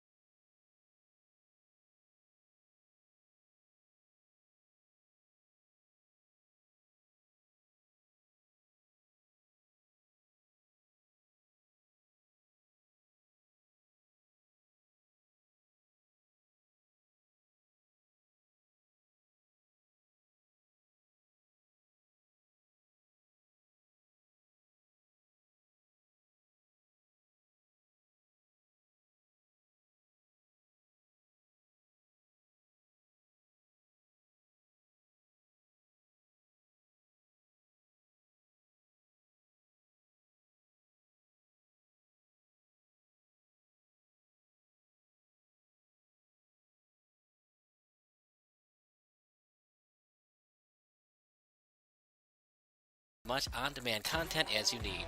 For more information about SBS, check out our website at sportsbroadcastsolutions.com. Sports Broadcast Solutions, a broadcasting network for everyone. Sports Broadcast Solutions is a broadcasting network for everyone. Let SBS broadcast your sporting event. We have experience and can generate excitement and permanent digital memories for your team. Tonight, that time, finally a goal for the Stampede! We have professional videographers using high-definition modern-day cameras, color analysts, and play-by-play announcers with state-of-the-art, classy graphical scoreboards to keep you updated. Plus, we have commercials to advertise your team, club, or sponsor, and us. Plus, we do pregame and postgame interviews. Hi, everybody, and welcome to the postgame show brought to you by Marion Central Catholic. My name's Kyle Smith. Well, my name doesn't matter. These young ladies matter. It's senior night as the Hurricanes win a battle down the stretch, 48-46. Hi, I'm Carrie Kramer. I swim 50 breast, 50 free, and 100 back. Whatever your sports broadcast needs, we are at sportsbroadcastsolutions.com. Check us out and become part of the digital sporting world. Sports Broadcast Solutions is a broadcasting network for everyone. Instead of spending hundreds or thousands with all these college recruiting sites, let us put together your college highlight reel. For just a fraction of your potential college scholarship and significantly less than these recruiting services, we got this. In addition, we put together highlight reels for teams, including high school, your club team, or travel team. My teammate gave me a great pass, and I just took it. The other team slashed me, took the opportunity, saw where the goalie was weak, and I just shot it there. Solon, O'Connor, and Marsh back on defense, and Marsh gets a blowout. We got a breakaway at 2-0. A shot, and a goal! So 3-3. The power play was officially over. Whatever your sports broadcast needs, check us out at sportsbroadcastsolutions.com. Check us out and become part of the digital world. Sports Broadcast Solutions is a broadcasting network for everyone. For those of you who would like to broadcast or live stream your event, or maybe make a highlight tape but would like a sponsor to fund the event, SBS has a myriad of ways to advertise your sponsor during our broadcasts. We have commercials. We have on-air reads by the announcers. Albatross Physical Therapy and Wellness specializes in pain-free. We have graphics, and we have watermarks. Finally, Sports Broadcast Solutions can create a commercial for you or your sponsor. Whatever your sports broadcast needs, we are at sportsbroadcastsolutions.com. Check us out and become part of the digital sporting world. Sports Broadcast Solutions is a broadcasting network for everyone. For those of you that just want raw footage of your sporting event, but no play-by-play or color commentary, you just need us to live stream video from the event over the internet. We will live stream your event on YouTube on our Sports Broadcast Solutions channel. In addition, we also have a dedicated channel on YouTube for live streaming at SBS Livestream. And if you need multiple channels, we can utilize Facebook Livestream and Instagram Live on our channel as well. Options include commercials from your sponsors, professional scoreboard graphics are still available, and of course, yes, pre- and post-game interviews are available as an option if you want. We've been working really hard this whole summer and stuff. Whatever your sports broadcast needs, we are at sportsbroadcastsolutions.com. Check us out and become part of the digital sporting world. Sports Broadcast Solutions is a broadcasting network for everyone. We broadcast sporting events for people of all ages, including adult leagues, high school leagues, and kids. Complete with professional-looking graphics, broadcasters, color analysis, and commercials. We do pre- and post-game interviews with the players. In addition, Sports Broadcast Solutions does highlight films, including college recruiting reels, highlight films you'd see on sports news programs, and just simply highlight films for fun. Sports Broadcast Solutions also provides raw footage and live streams if you'd like. Subscribe to us and listen to our professional talk videos about relevant topics in the pro and college ranks. Whatever your sports broadcast needs, contact us at sportsbroadcastsolutions.com and become part of the digital world. This is Sports Broadcast Solutions, a broadcasting network for everyone. Check us out at sportsbroadcastsolutions.com and become part of the digital sporting world. Hell no. What you got?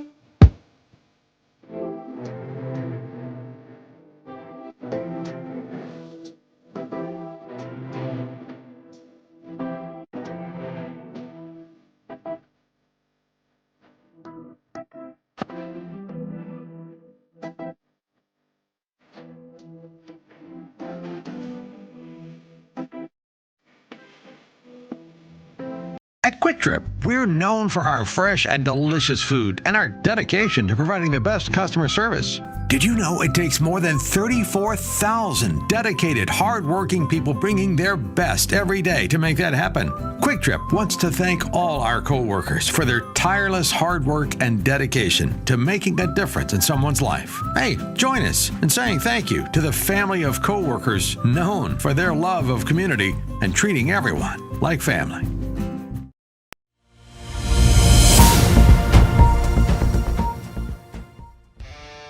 Do you expect experienced, professional, and personalized attention from your building supply partnerships? You should. Are you getting the specific attention you need to help your business grow? You can. Introducing ICO Roof Pro and Grow through Richards Building Supply. As a professional small business, you need real solutions to achieve your desired growth outcomes. This requires more than sample boards, pricing, and on-time delivery, which sets the bar too low. You need more. To To grow and win in this ultra-competitive environment, you need ultra-competitive solutions. With Richards Building Supply, get the personalized attention you deserve and need. Take advantage of incredible first-time user incentives. Gain discounted access to a host of our industry's most reputable marketing tools through a Roof Pro membership. And that's just the beginning. Don't believe us? Let us show you. ICO Roof Pro and grow through Richards Building Supply.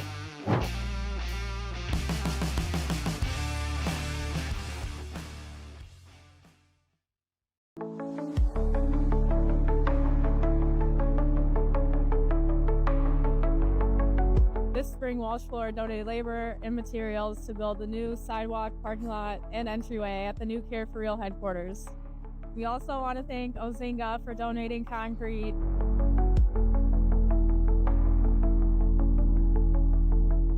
Care for Real has been the anchor food pantry here in the Edgewater neighborhood on the far north side of Chicago since 1907.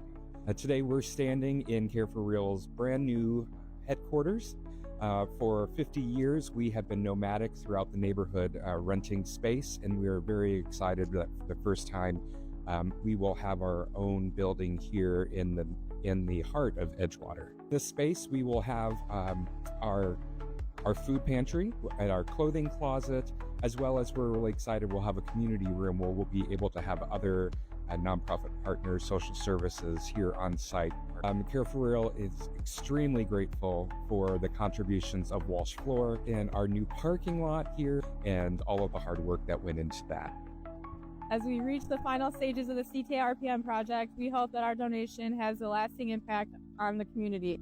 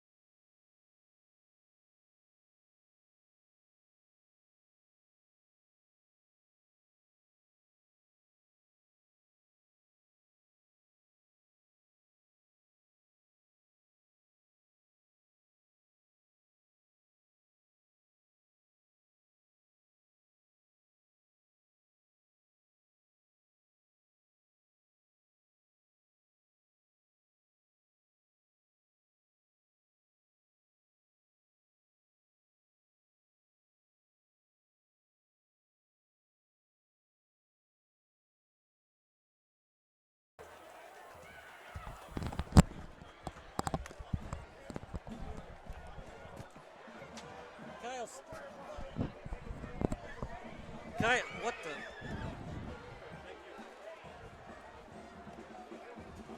Test 1. I think I can hear you, Kyle. Yeah. Let's hope the fans back home can too. All right. Yeah, there we go. Hey, there we are. All right. Sorry about that, guys. For a second there, the mixer wasn't working. 14-0 in favor of Fenwick. And he's got the stats for you. It wasn't that bad, even though it's a 2-score lead for Fenwick. The passing yards has been the big discrepancy, over 120 for Fenwick and under 50 for OPRF. Yeah, you said it, Kyle. So Fenwick in the rushing game, 54 yards, OPRF with 51. However, you look at passing, Fenwick with 123, OPRF with only 49. That's been the story of the game. Both of Fenwick's touchdowns coming on passing plays, of course. So credit to Jamin Williams for spearheading this offense into this early lead. Actually, they had a third touchdown, but it was called back on an illegal man downfield. But here we go, 14-0 in favor of the Friars in this battle of East Avenue. We got guys from the Bay Area all over the nation, both the OPRF and the Fenwick alumni watching today's game. And it was on oakpark.com. You and I both read the article, partner. This is each guy's Super Bowl, each team's Super Bowl tonight. Beating OPRF, for some Fenwick fans, is more important than winning the state title. This is who owns Oak Park, is what Liam Smith of OPRF said before this game, how much this means to them. And like I said before, neither team really wanted to admit that they had a lot of goals going into the season. Nothing true tangible. However, Smith himself said that this team of the Huskies wants to make the playoffs and beat Fenwick. They're going to need some help in the second half to do it, but Fenwick, of course, wants to be the one to own Oak Park, and this 14-point lead, with them getting the ball first, is certainly to put them in a good position to do it, Kyle. Fenwick gets the ball back. Looking to make it a 3-score lead. Remember, you just need a field goal to do so. Don't need the touchdown. No kicker that we've seen on this OPRF depth chart. That's going to be a problem, too, because if Fenwick gets a field goal, remember, OPRF has to get 2 touchdowns and a field goal to tie this one up.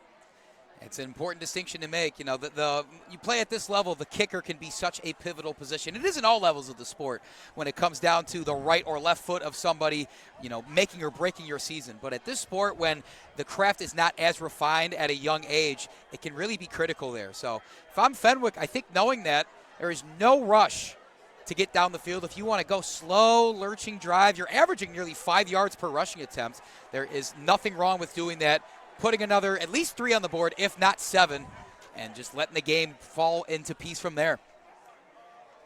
Well, you said it was going to be a 2-score win for Fenwick. Right now your prediction's pretty good. You said 35-21. Fenwick and OPRF, they got to get the offenses going for you to get to that number. I said 28-21 in favor of Fenwick. Yeah, both these offenses have looked really good at spurts. You know, I think for Fenwick, it was just that defensive front for the Huskies that got to them on one of their times they were knocking on the doorstep. For OPRF, a couple turnovers and a fourth down they couldn't convert that halted their drive. So it's not that these offenses don't have it in them. I just think the defensive effort so far has gotten past all the talent we see on the offensive sides. Partner, what was the time of possession in that first half? Yeah, oddly enough, I think you talked about it before. It was OPRF that was leading that time of possession. I think they had something like 16 minutes, over 16 and a half minutes on the clock. Fenwick only with 13 and a half or so. So it goes to show you OPRF has had the ball. They've sat on the ball. It's just that they haven't been able to get all the way with it. What's your take on that? Yeah, the big play was that 4th and 5, getting to the 23. Another report by Ryan Haywood, and we'll talk to him after this kickoff. It'll be OPRF. They get 5 yards back, as it was a late penalty right before the first half. This one's going to get to the end zone. Ryan, 14-0 lead. You talked to a couple guys at halftime. Yeah, I talked to head coach Matt Battaglia of Fenwick. Very brief conversation. He said, look, we've got to execute on both sides of the ball. We've got to be a little bit more efficient. He likes the 14-0 lead, but he's not comfortable in it. He wants to add on more. The Bill Belichick philosophy, right? Never satisfied. But the way that Bill Belichick's North Carolina Tar Heels looked on Monday night, I think just a victory would satisfy him. They lost 48-14 to the Horned Frogs. Goodness, that game just kept getting worse as it went on. Luckily for Fenwick, they don't find themselves in Belichick's position. And they're the TCU tonight. OPRF is the North Carolina. 1st and 10 at the 20. Handoff up the middle, and good pursuit by the Huskies. I'd like to see him wear the orange, though. When you see the OPRF logo, they got the orange and the blue. Nothing against the white, but I think those orange jerseys, like the orange Bears jerseys, are my favorite. Yeah, we got a little bit of an old-fashioned jersey matchup tonight, but I wouldn't mind a little more color out of the Huskies. They have a pretty solid color scheme. Fenwick, of course, stick with the black and white, but I don't hate that idea from you, Kyle. You got an eye for those sort of things. 2nd and 9. That's why I get paid the big bucks, right? Ball at the 21. One in the backfield. Williams with time. He's got an open man and completed to Morgan. He took a knee near the 31. You know, Porter, that's something they're going to have to talk about in committee. I understand the safety of the players, but, man, once they go down to the turf and it's accidental like that, it just kills the drive. It kills the play. Are you thinking that he should still be able to get up and run? Yeah. I mean, certainly that's exactly what he wanted to do there. Josh Morgan had a lot more left in the tank on that one. And a read option. This time it's a run. Williams has to be a little careful. He's had a couple of drop-off passes. Neither of them got picked off, but there was a defensive player right near where he was passing it to. And I wonder if those plays are in the back of the mind of head coach Matt Battaglia here as they keep it on the ground on that 1st and 10 here. I wonder if they'll do the same, give it to Thies. Late handoff and advantage Huskies as getting to the running back quickly is Finn Kennedy. 3rd and short. Considering that for most of the game, OPRF has struggled passing the football, it might be 4-down territory. It's a pretty aggressive move to go for it on your own side of the field. However, Fenwick has already done that in this game, and that was before the half even happened. It's not like there was a time running out or clock's ticking in the second half. So, especially on like a 3rd and 2 situation here, maybe keep it on the ground and just try to get those 2 yards right up the gut both times. Handoff. And good push up front by the Friars. They get the 1st down. See where they marked forward progress. The chains will move regardless, and it's the Thies brothers continuing to create problems for the OPRF defense. Yeah, running downhill, full head of steam headed in there, but I'll be honest, that run, got to give credit to the lineman up front. I saw 55 Cam Rutland, 56 Connor Wall really leading into that hole, providing the space necessary for Thies to get the necessary yardage. If you want to go A gap, B gap, you need your guards and center to help out. Thies, nice run. And Fenwick is pumped up. A late block by Mike Murphy, and he was signaling the sideline to get excited.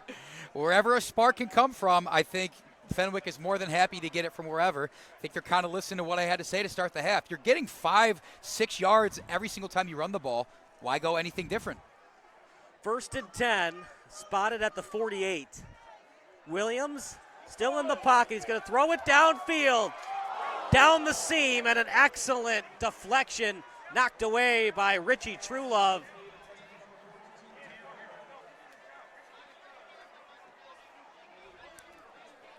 Partner, that was one heck of a play. Yeah, Richie Truelove, great closing speed as we saw there. Tremendous athletes all in the OPRF secondary, and he's one of them. I like that play call from Fenwick. The couple runs they have to set up the play action. Maybe a bit too much air under that ball from Williams, but still 3rd and short for the Friars. 3rd and 2, handoff, flag on the play, might be coming back. Did you see any movement up front from the defensive line? I didn't see movement on either side, but this might be potentially an illegal formation or illegal motion. Let's see what the head referee has to say. This is what's killed the Bears the last couple of years. False start. See, they didn't whistle the play dead after it happened, so I don't know whether it's a false start when they normally call it that or whatever it happens to be. The more important thing is, Fenwick's got to move back 5 yards. Changes the play call, changes the decision-making of your quarterback. You're up 14 points.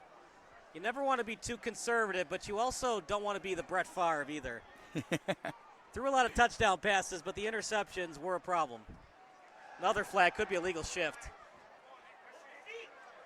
Williams, look at that composure. 1st down for now. Did you see any movement on defense from OPRF? I didn't see anybody on the front move. You said maybe a legal motion, and somebody for the Friars had motioned on the top part of your screen there. False start. See, the officials are doing a nice job, Andrew, but at the same time, you got to blow these calls dead right away. You don't want anybody to get hurt because it's a dead ball on the false start. Right, well, that's why I'm thinking that maybe wasn't a false start and we're having some other sort of illegal formation, illegal motion, illegal procedure, whatever it happens to be, where the play continues on. Right. The play just comes back. It's not a dead ball. False start is a dead ball. Right.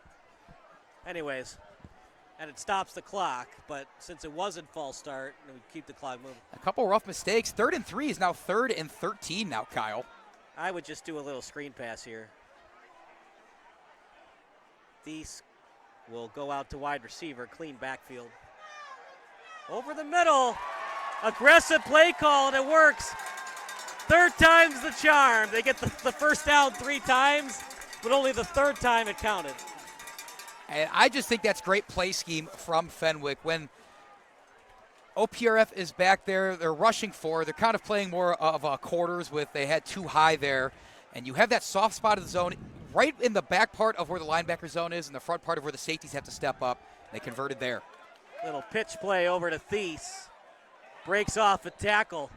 Out of bounds be darned. He stayed on bounds and tried to get a couple more hard yards. When he's kind of crazy. The out of bounds is right there. He chose to take the hit right in the head, spin around, and fight for maybe a couple more inches. However, I mean, however you want to slice it, I think you've got to be a little crazy to put yourself in harm's way like that. But he's been tremendous tonight. Both him, that was Jake Thies, and his brother Tommy is absolutely wonderful athletes to be able to witness. 2nd and 2 at the 27.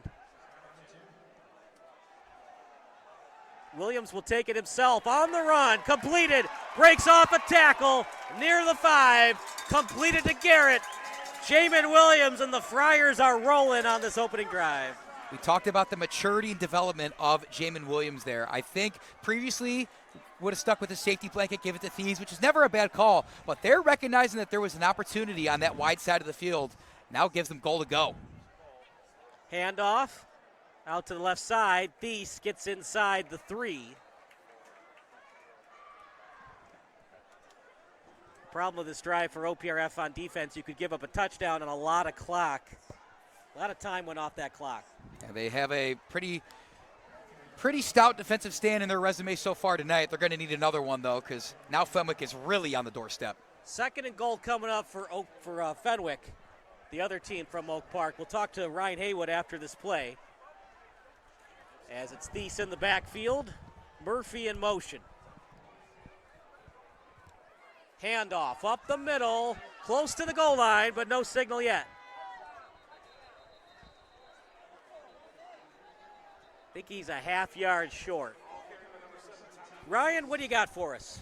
Hey guys, was just on the OPRF sideline. Number 51, junior linebacker Connor Crumraid. He is, of course, meeting with the athletic training staff. He was just stretching out his right side for the most part. He is seen standing up currently. He should be okay for the rest of the game. As well for Fenwick, number 3, Jimmy Benakdar, went down with an injury in the first quarter. He is doubtful for the rest of the game. Ryan, you do a great job. That might have been the latest call from an official I've ever seen, but it is a touchdown signaled for Fenwick, and Andrew, that might be the dagger. And we see a flag go up as I think maybe some tempers and frustrations flaring here, but I don't think you're incorrect, Kyle. No need to overcomplicate things. If you are 2 inches from the goal line, you just trust your offensive line and your quarterback to push on through. So the touchdown will still stand. That flag came after. We'll see what this dead ball penalty is. It's going to be on Fenwick, unsportsmanlike conduct, possible taunting. That's what did them in last year, 2 costly taunting calls. And so it's up to OPRF if they want to enforce this on the point after try or on the kickoff. Knowing that Sir is a Division I athlete, I think you enforce it on the kickoff. But they got their work cut out for them. They're down 3 touchdowns, and we haven't seen a lot from that passing game since the opening play of the game. Yeah, you have to dial up something to give your guys a chance to reduce how much you have to go to the goal line. I don't imagine a field goal's even in play if it's like a 4th and 5 situation on the opponent's side of the field. Right down the middle from Sir, 21-0. It's all Fenwick here on Sports Broadcast Solutions.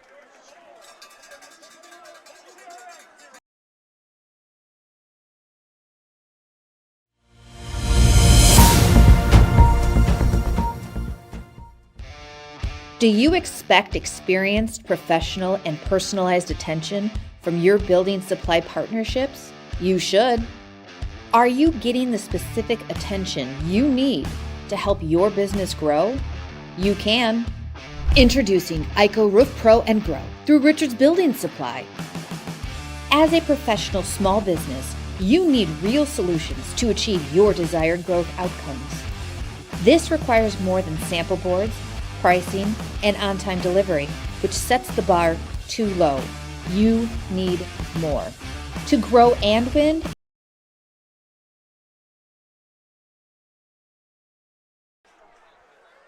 21-0 in favor of Fenwick, and we'll give you a score update of that Chargers Chiefs game in a second. Are you rooting for the Chargers or the Chiefs tonight?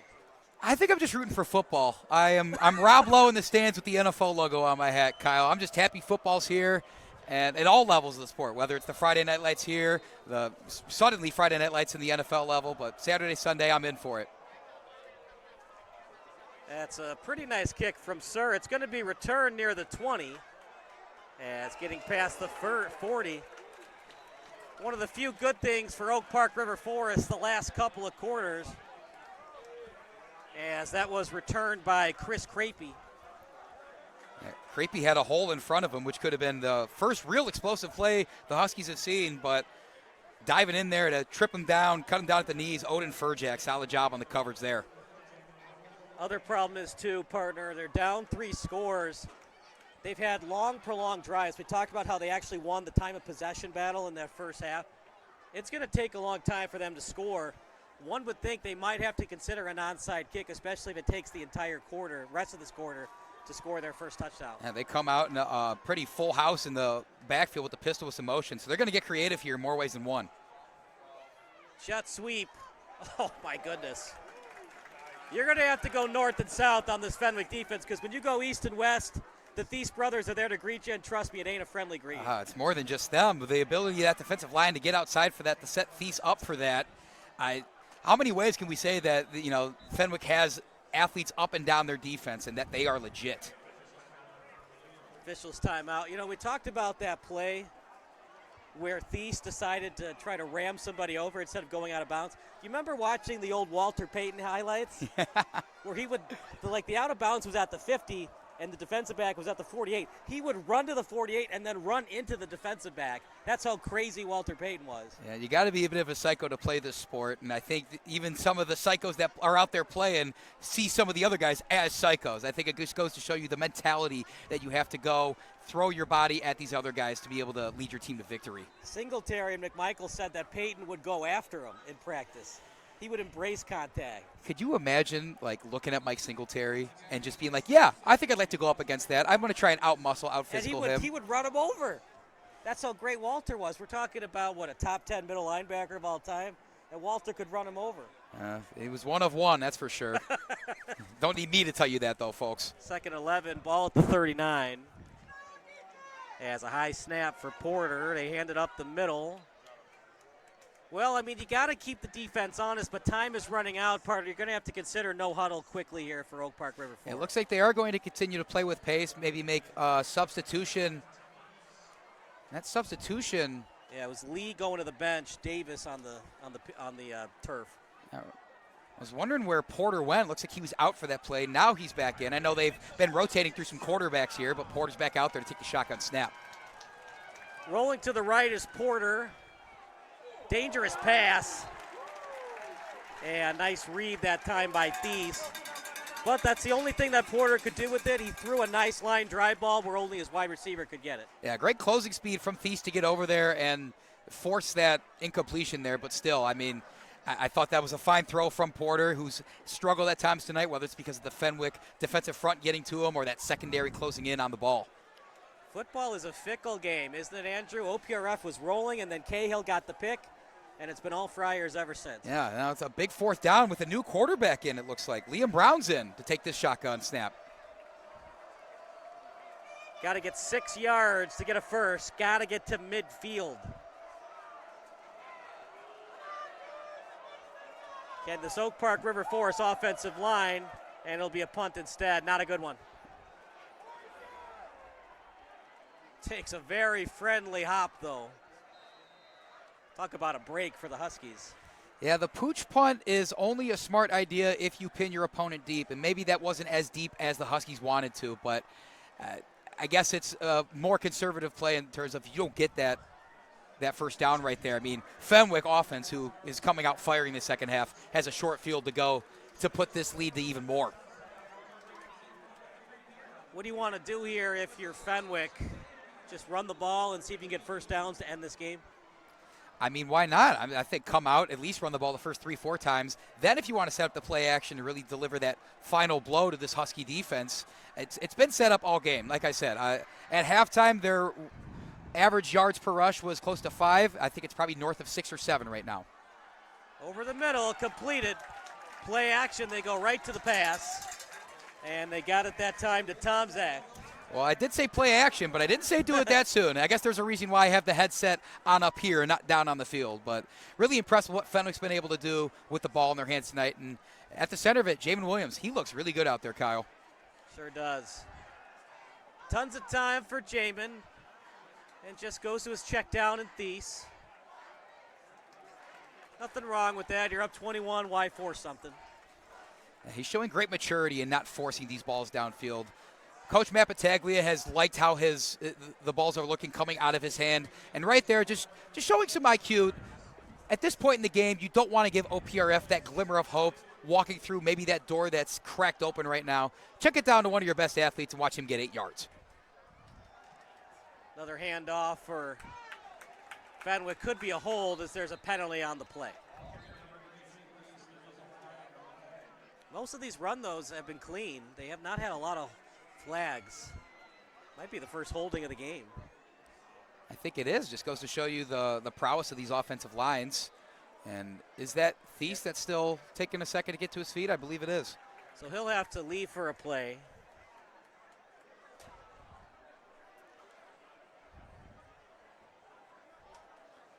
Ref is going around 10 yards back, it looks like. So you were right, Kyle. It's our first offensive holding in the game, which I feel like you usually can't say that this far into the third quarter. Well, you know me, Andy. I'm always right, except when I'm left. Oh. This is why he gets paid the medium bucks, folks. The media. Thanks for tuning in. We'll be here all night. I was wrong last week, but that was a fluke. That was the Matt Flynn of flukes. I was going to say, you sound like every Bears coach of the past 20 years. Second 11 at the 35. Screen pass, read well by the Huskies. Thies still on his feet. And nice tackle by 26 and Gibson. What do you want to do here? Third and long, you're up by 3 scores. An incomplete pass would stop the clock. You run the ball, you don't get the first, the clock keeps going. Yeah, I think it's almost expected in the situation, but you need to keep that clock churning in some way. Split everybody out wide, hand it off to your running back, which happens to be Tommy Thies this time around. Maybe he gets a couple yards, maybe he breaks one off with how tremendous he's been. You can punt the ball away and trust your defense, though. Williams still in the pocket, backtracked a lot of yards. He did not get that back to the line of scrimmage. He was outside of the pocket. He was outside the tackle box, but he did not get it to the line of scrimmage. Yep, here comes the flag. But I like that by the officiating crew. You let it breathe, you let it breathe. Let your spotters tell you where the ball is. Did it get to the line of scrimmage? You don't want to change your call, even though that's the right thing to do, because it doesn't look as good.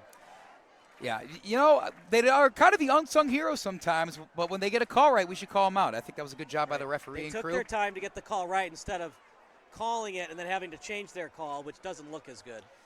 Yeah. You want to get the call right, but you also want to get the call right without having to change the call. Which is good for them, Kyle, because, of course, no one here listening to this broadcast has ever had a problem with a referee. So that's good that they're still 100% satisfaction rate, right? Surely. God. We'll tell you who the refs are in a second as Andy's got it on his phone. 4th and a country mile after the illegal pass from Jamin Williams. Referee is Jeremy Mansilla. Umpire Brad Richardson. Head linesman Scott Stansick. As that punt will get past the 40. Dropped near the 30. Backtracking and a beautiful open field tackle by Murphy. It's all Friars tonight. Offense, defense, and now special teams.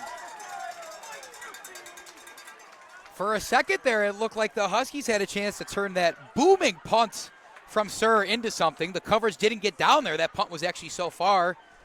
But a miscue on trying to receive it, and then just a solid dive at the ankles to go ahead and grab that by Mike Murphy, the senior.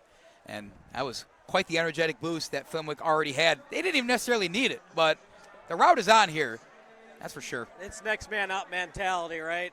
Jamin Williams makes a mistake with the intentional grounding, and the guy on special teams and Murphy there to pick up his quarterback. Yeah, that's what Matt Battaglia said of his team, was that they're consistent. Dangerous pass over the middle, but down 3 scores. Almost you got to expect it. And Fenwick knew what they were trying to do, cover 2 look, and they got into the play quickly.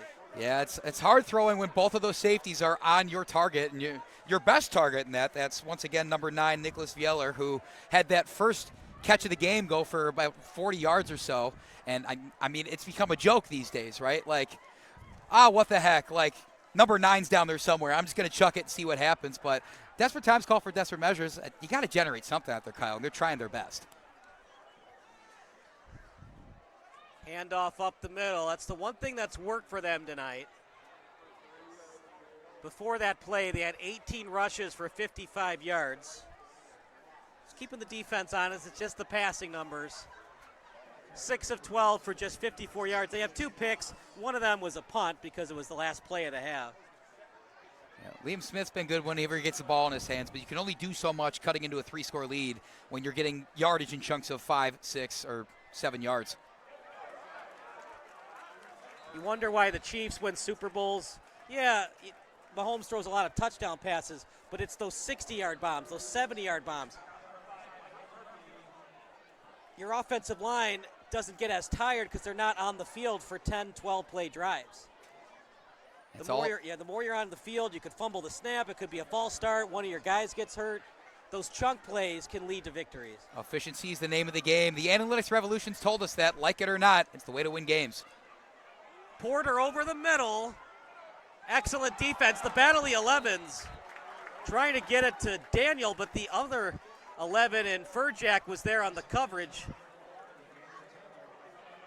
But they need chunk plays as they're running out of time to get back into this game. I got to admit, that was the right play there. That is Daniel Taylor still down in the field. I thought he ran a good route, and Porter gave him a great ball to show for it. But Odin Furjack, who has had a couple big tackles on some kick and punt coverages tonight, comes up with a big pass break up there. Yeah, slow to get up. Could be a cramp from Daniel Taylor, the senior. Excellent night tonight for Williams. 16 of 22 for 196 yards. And following up what he did last week, another efficient outing for him. 15 completions on 19 attempts, 178 yards, 4 touchdowns. While we haven't seen that sort of explosion of scoring, I think all that matters is that Fenwick has 21 more points than their opponents right now. That and a goose egg for the Huskies. Yeah, you talk about being able to invigorate your defense and build some momentum. You go and shut out your rival at home in front of your fans. Oh, I can only imagine what that locker room environment's going to look like if that result is to hold, Kyle. Not only are you shutting them out, they're under 100 yards passing, and you have 2 interceptions. Can't get much better than that. Yeah, head coach Battaglia has been a man of few words. He's very focused. I think you said Belichick-esque before, but I think even he might crack a smile if things hold as the way they do right here at Triton College. Well, the Huskies only won 1 game last year. We're wondering if this was going to be a new season. We're starting to see more of the 2024 Huskies than what we saw last week against Rich Township. Yeah, and they still have a lot to build off of, right? I mean, they're still not even dead in this game now as they get second and long. Incompletion there, but the point is, this is a team that won 2 games in their past 2 seasons combined. They've already started this season off with a win, right? So it kind of feels like there is a lot more positive momentum this year already than there has in the past 2 years combined. If they can build that into something and show that the Husky program is one to be messed with, who knows where we could see this Oak Park River Forest team 2-3 years down the line. 6 penalties for Fenwick for 59 yards. The one thing they need to work on, just 1 penalty thus far for Oak Park River Forest. There was that penalty at the end of the first half, but that was offsetting to end the half on the return. 3rd and 10 at their own 37. Might be the play of the game for the Huskies. Couldn't handle the snap. Goes to the turf. It's a dead ball once he dives for it and can't pick it up. But I think they're going to give the defensive lineman the benefit of the doubt and not call a legal hit on the quarterback. Yeah, I think that was quick enough where you could still argue he was going for the ball. Any later than that, it might be deemed a hostile act. That would have been roughing the passer, by the way. That would have been a 15-yard automatic first down. It was Zakomo Mbemwe as he did a little love tap to the quarterback going after the ball. Things go from bad to worse for the Huskies. I mean, botching snaps. Turnovers are one thing, but botching snaps and getting yourself out of a potential first down opportunity, now you have to punt it away. You have no choice. What a jump that time by Watts. Officials say he was onside. There to return the kick. And Williams in the offense trying to put this one away. Any kind of score would do that. The way this game is going, we might see the backup quarterback in the fourth quarter for the Friars. It's certainly going to depend on this drive if they can go down and score quickly. Maybe we won't even see a lot of the starters in the fourth quarter. But this game is still not out of the woods yet, and I think that's what's being stressed in the middle of that huddle right now, is there's still work to be done. It doesn't matter what the score up on that Jumbotron says.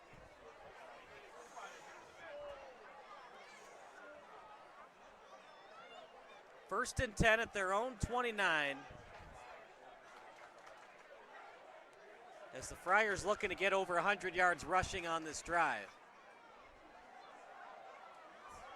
As a good run that time by Thies. Tackled past the 30-yard line. Looks like Thies is more than all right after being banged up on the last drive. He'll head to the sideline after that, but again, he is one of many D1 talents in this Fenwick program, of course. His brother Tommy's going to Miami. Noah Sir, the kicker's going to Northwestern. Jake Thies, Josh Morgan's another name that we've mentioned a couple times. Both have D1 offers, just haven't decided where they're going to play yet. Yes, that will do it for the quarter, so we'll take a break. It's 21-0 Friars here on SBS.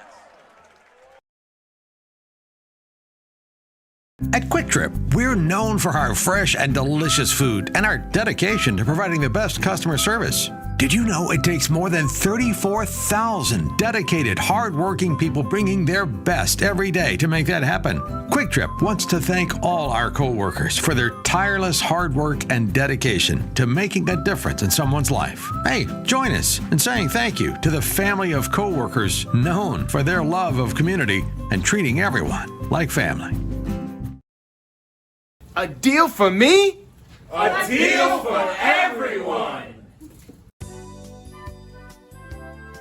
17 East Van Buren Street, Joliet, Illinois.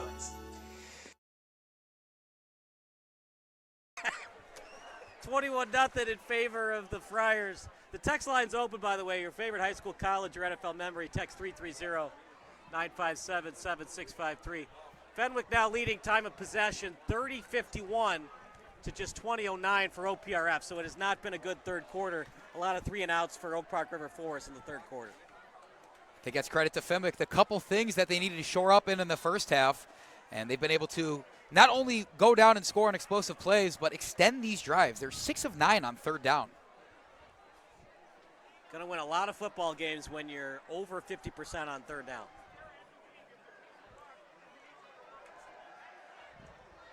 Over to the right is Williams. He'll throw it away. Interesting decision, Andy. He had time to run. I would have liked to see him run there. He had tremendous protection and a lot of open real estate in front of him. Closing in real quick was Isaiah Gibson, somebody who has been instrumental for this OPRF defense. Gibson had 2 fumble recoveries and an interception last week. Haven't heard his name a whole lot, but that's just because Fenwick has been so good recently. 2nd and 7 at the 32. Now 3rd and 7.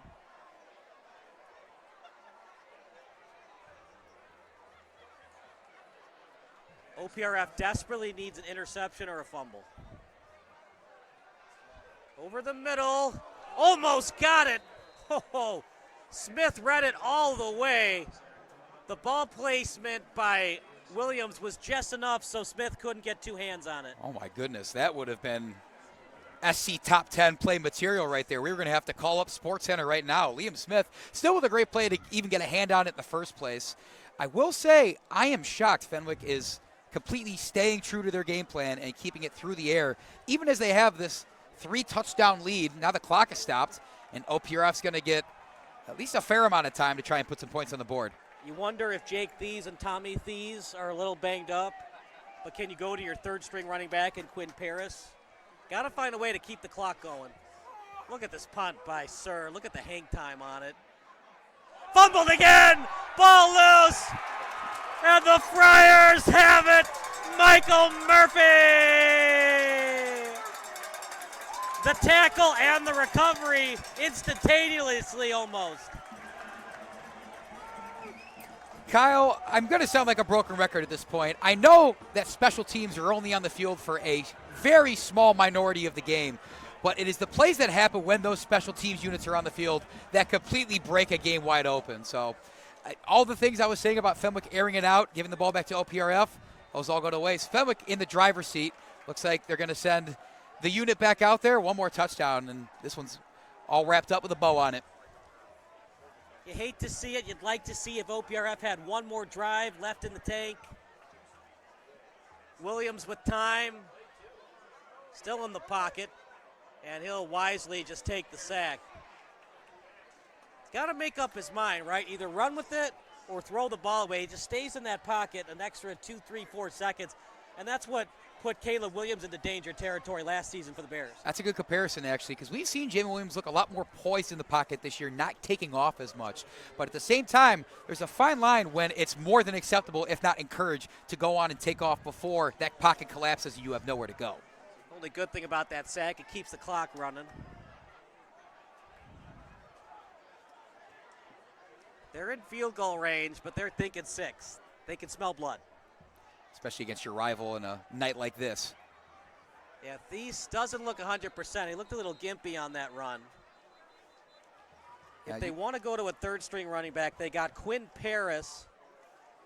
He's the third-string running back, and they've got another guy here. Aiden Williams here, the senior, is also listed as running back. So we're going to get Thies for Thies substitution. But you alluded to it earlier. Maybe perhaps the passing game is more of just a preservation thing so that the Thieses, who are so instrumental on both sides of the ball, aren't in harm's way.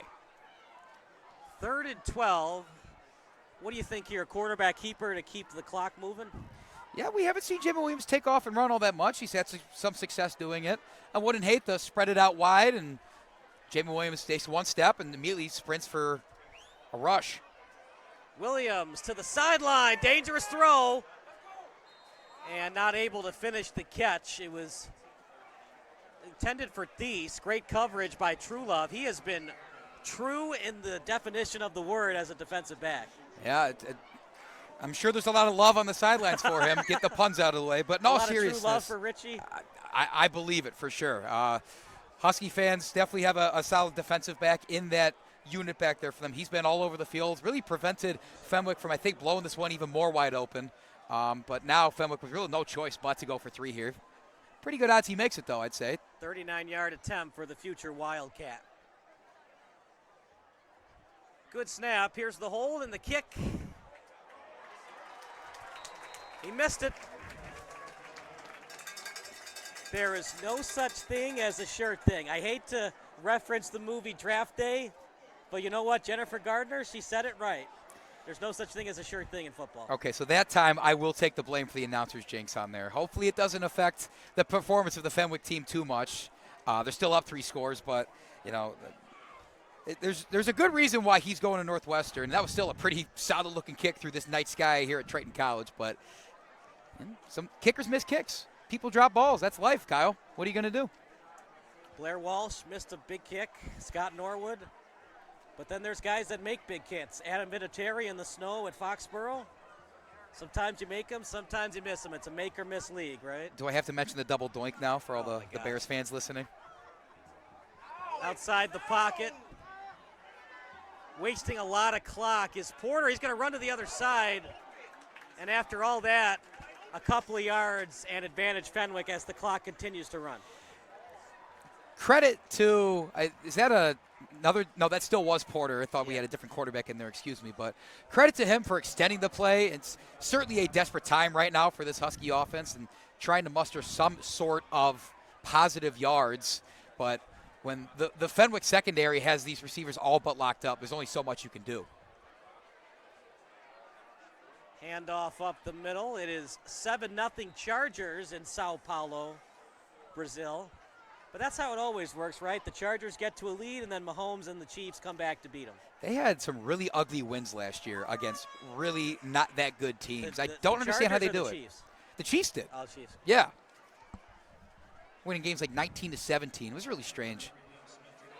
Handoff up the middle. Clock stops briefly on a first. You're down 3 scores, so spiking the football isn't out of the question here. You want to preserve your timeouts if you can. Spiking is definitely, I think that'll be played a little later. They're going to play with pace. Maybe they're just going to completely go no huddle. Here we go. If you're wondering why they're running the football, the passing game just has not worked out. So they got to go with what works rushing. 24 of 74 now running the football. Yeah, only 54 passing. Just on 6 completions. Yeah. You go from 1 of 1 passing to now 6 of 14. Yeah, and that's not that OPRF has a dead passing game. They were tremendous last week. That's just more credit to this Fenwick defense. Any given Sunday, right? Rich Township is different than Fenwick and then the next opponent that they play, so you got to game plan a little bit differently. You have to go with your bread and butter. You can't completely change your game plan, but different defensive backs, different linebackers, different defensive linemen. And Fenwick's going to have to remind themselves of that for this next stretch of games they have. Joliet Catholic next week, Montini the week after. Both of them were in the state championship game. High throw. It's kind of the definition of tonight for Oak Park River Forest. Close but no cigar.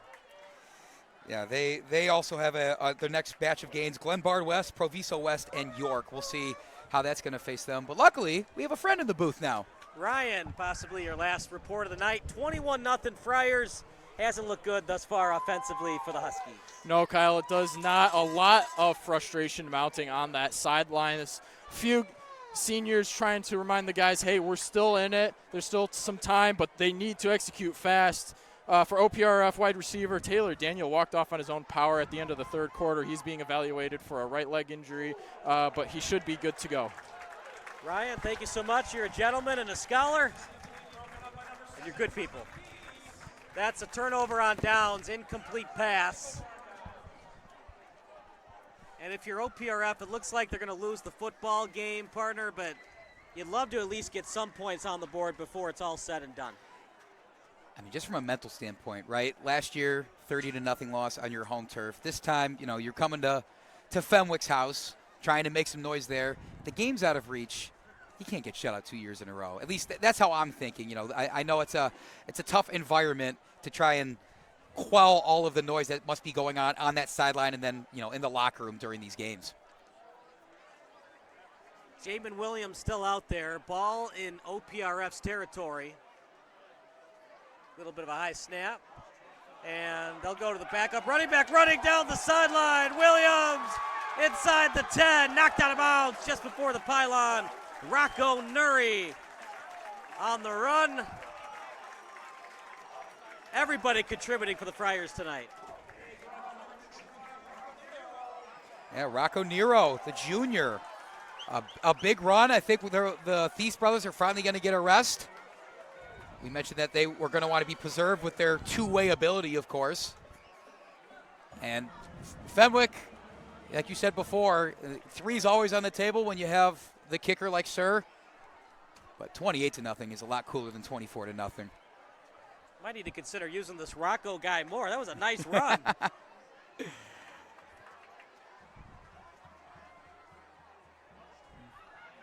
Up the middle, Rocco Nero. Touchdown, Friars!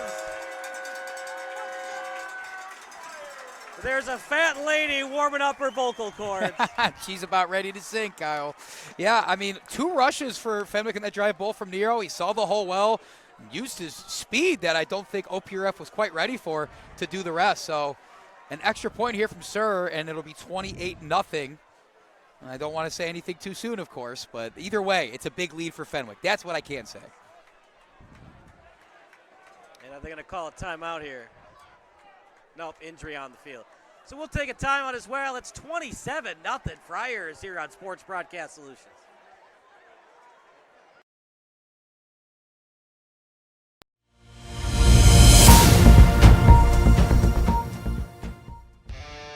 Do you expect experienced, professional, and personalized attention from your building supply partnerships? You should. Are you getting the specific attention you need to help you?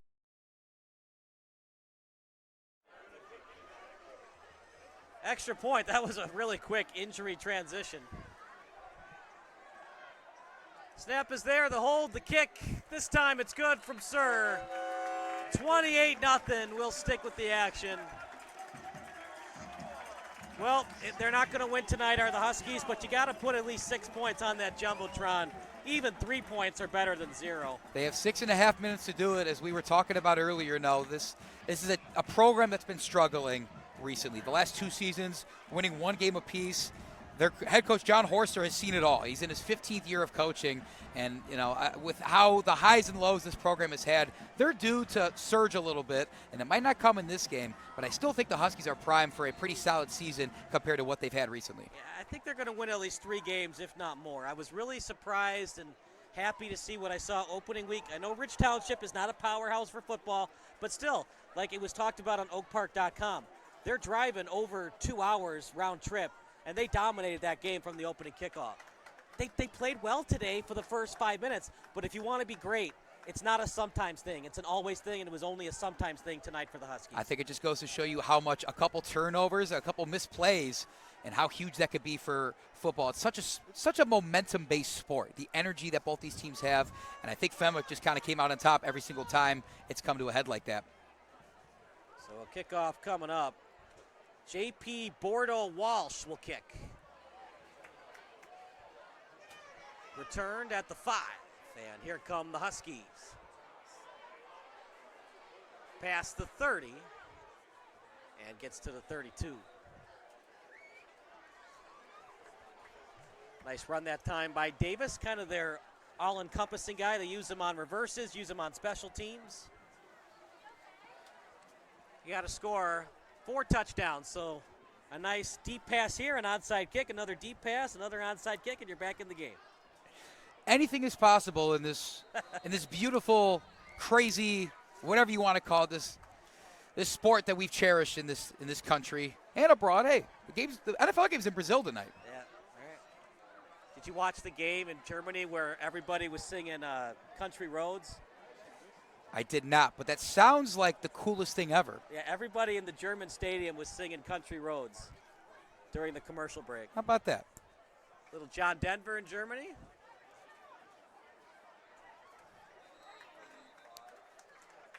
Well, at SBS, we like to do the 3 stars of the game. Andy, who are your 3 stars of the game brought to you by O'Sullivan's Public House? With Fenwick putting up this sort of offensive performance, similar to they did last year, you got to go at the guy at the helm, right? I think Jamin Williams has had another very efficient night, has found his athletes when he needs to. They've, of course, done a lot of the work, but Jamin Williams really managing the game well and has put Fenwick in a tremendous spot right now. Porter to the sideline, completed. And a good job getting out of bounds by Heinzman. Who were your other 2 stars? I kind of want to loop these 2 into 1 star for a very good reason. It's the Thies brothers, of course. Whether it's offense, defense, special teams, if there's a 4th play, let me know. I'm sure they're doing great on there. But getting the orange slices and juice boxes ready? I'm sure they're great at that, too. They've been tremendous up and down the field today, whether it's running the ball, catching the ball, playing in the linebacker in the secondary. It's really impressive what the Thies brothers have been able to do for this Fenwick Friar team, not just tonight, but honestly in their football careers. And 3rd star? I feel like you could go a couple different ways with that one. I want to give credit to some of the players on OPRF, such as Richie Trulove, for really doing the best he can in the secondary to prevent things from getting really out of hand here at Triton College. If I had to pick one, do you have somebody in mind while I'm mulling over my thoughts here? Liam Cahill or Michael Murphy? Yeah, Michael Murphy, whether it's the defense making some big stops or recovering that muffed punt there, I think that's a valid contender. Bad pass, read well by Thies. He gets the pick. He's thinking pick 6. Down the sideline, still on his feet. Hesitation move and then goes out of bounds. That's now the 3rd interception against the Huskies. 2 of them are their fault. The 3rd one was a Hail Mary at halftime. Two different teams. The Huskies looked okay in the first half. I don't know what happened, but once the third quarter started, not a good effort by the Huskies. Yeah, that ball right there, a bit careless from the Huskies there. Sitting, we talked about those kind of deep crossing routes or out-breaking 15-yard or so routes that can go right behind the linebacker and force, multiple members of the secondary converge at once. But that time, they just never took his eyes off him. Jake Thies saw him all the way. New quarterback in for the Friars. As that handoff to the left side. Tommy Quinn, the junior, now the signal caller. Impressive showing from the Friars, looking to go 2-0 on the season. Looking to get further in the postseason. Lost in the second round, a game they probably should have had. Some calls that didn't go their way, the pass interference, the taunting, but you only scored 10 points. At the same time, when you only score 10 points in a playoff game, it's hard to win. 2nd and 6 for the Friars. Quinn will roll outside the pocket. That one's picked off. And getting past the 30, past the 40. Still with it is True Love. Inside of Friars territory and inside the 40. And the Huskies still have a chance to put points on the board here. Huskies aren't done yet. I think this one is probably out of their contention. I would say that, but credit to them for showing up there, and it's another one of their main contributors who we've mentioned time and time again tonight. It's Richie Trulove with a solid run back. Oh, boy. Even when things go their way, they don't entirely go their way, as it's a block in the back. Story of the night for the Huskies. Yeah, and it looked to be a really solid return from Trulove. I thought he could have even gotten some more yards had he cut the other way. But instead of starting with about 40 yards to go to the end zone, they're going to walk him back to about the 25, maybe 30. See if they go to the quarterback, the senior Darren Love. As Arthur Porter has not looked good the last two drives, especially the interception he just threw.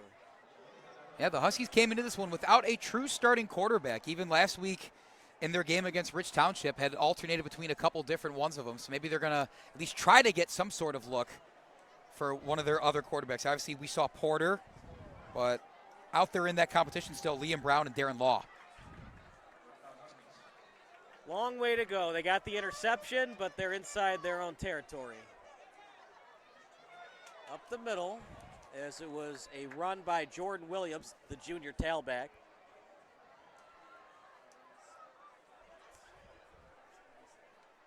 .418 to go.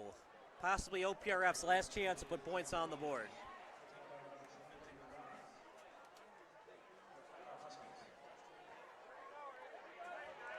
Good open field tackle. That's how you win football games, open field tackles. Zakomo Mbemwe, maybe the greatest name in Illinois high school football this season.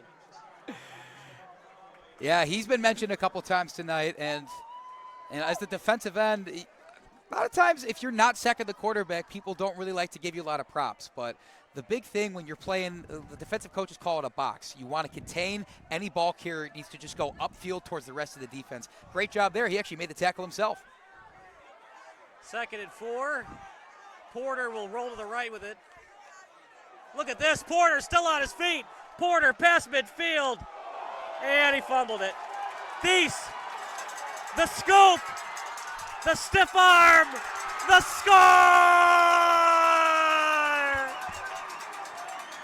Touchdown Thies. Touchdown Fenwick. This stadium is about to erupt.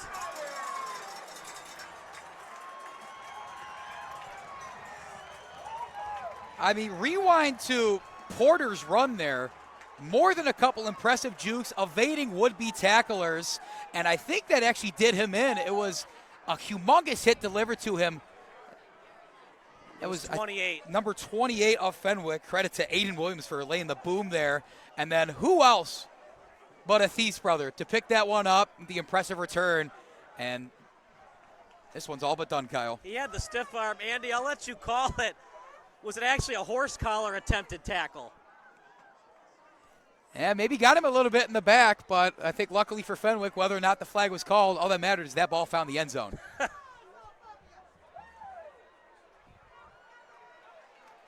Kick is good. We'll take a break. 35-0 Friars here at Triton College Stadium. Sure, my family loves me. They bought me this sweet new collar. My dog bowl is always full of Fido's finest. Heck, they even take care of the personal stuff of my walk. Come on, who does that? But what really sealed the deal for me was when they installed a security system from Forest Security. Hey, I'm no watchdog, you know? Forest Security offers the latest in technology and security for our home. Yeah, I'm pretty good at keeping an eye on things, but I also have stuff to do, like sleep and socialize. A smart security system can provide around-the-clock awareness and generate instant smart 35-0. Look, that was a nice run by Porter, but at the end of the day, sometimes you just got to go into the quarterback slide and not try to get more yards. Another fumble, my goodness. That's 3 fumbles on special teams. Are they putting oil on the ball whenever Fenwick is kicking it? It's been trouble right now for Oak Park River Forest. Yeah, it's easier said than done to be able to routinely catch these kicks and punts. We'll give them some grace there, but of course, you know, if you're head coach Horster of the Huskies, definitely not happy with that. And going back to Porter's run, again, I mean, this is, I think, just more credit to Fenwick's defense for being able to contain such an athlete like that all game. Porter found some space there, and that's a run worthy of being on his huddle highlight tape had he not gotten absolutely lit up by Aiden Williams at the end there to force that fumble. I might send that to Sports Center for a top 10 because the jukes were cool by the quarterback, but then it ended in a scoop and score. You know how they say you never know what you're going to see at a baseball game? Yeah. I think they might need to start saying that about a football game.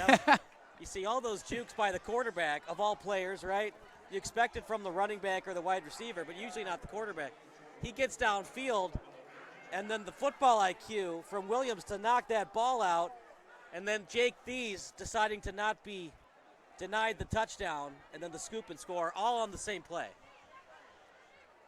That's why they play the games, Kyle. What a time it is to be alive. Hand off for the Huskies. You know, it was 14-0 at half. They had the ball inside of Fenwick territory. The Hail Mary didn't go their way, and after that, the Friars, an extra oomph of energy, it looked like, at halftime.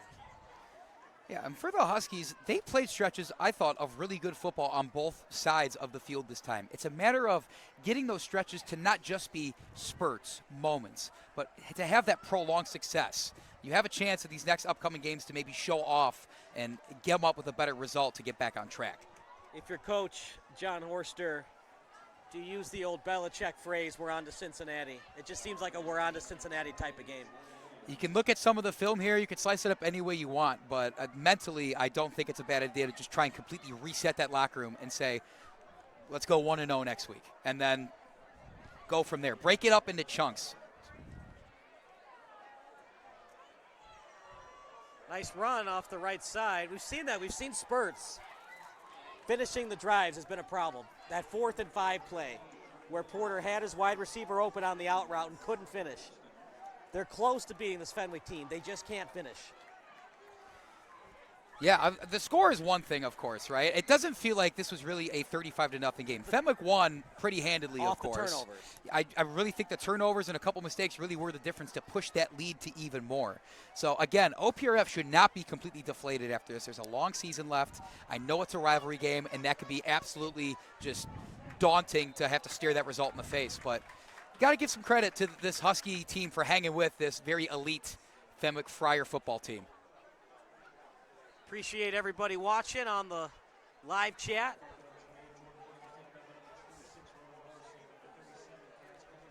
One of the live chatters says, still remember the 2015 game when Timmy Woods threw for 250 yards and 2 touchdowns for the Friars. Wonder what Timmy's up to right now. Maybe he's watching alongside him. I'm not sure. And falling down, the tailback for the Huskies, 33, and Stewart, and Andre Stewart, the combo D-back wide receiver. Score update for Chargers Chiefs. Let's take a gander. Last update, I think I saw some more good news for those Chargers fans tuning in. 10-3. 3rd and 12. Another fumble. Got it back.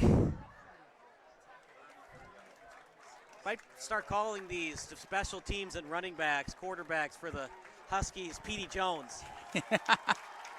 Either way, Kyle, I guess that's going to do it. Final play of the game.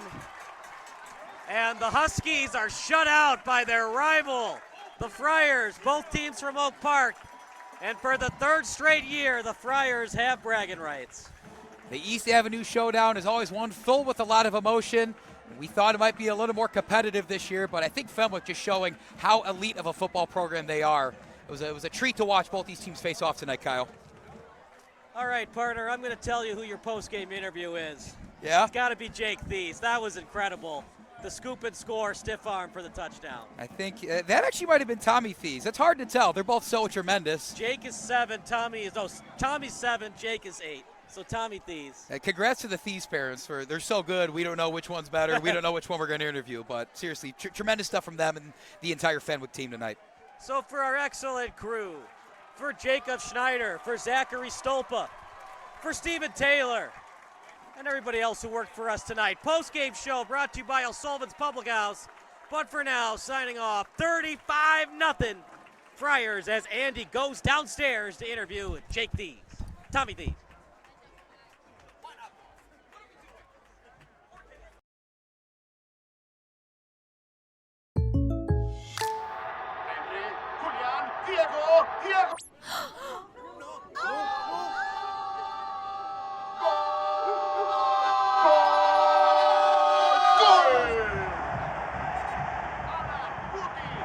They're my neighbors. Come on in, guys. Bringing fans together. State Farm, official sponsor of Liga MX. Like a good neighbor, State Farm is there.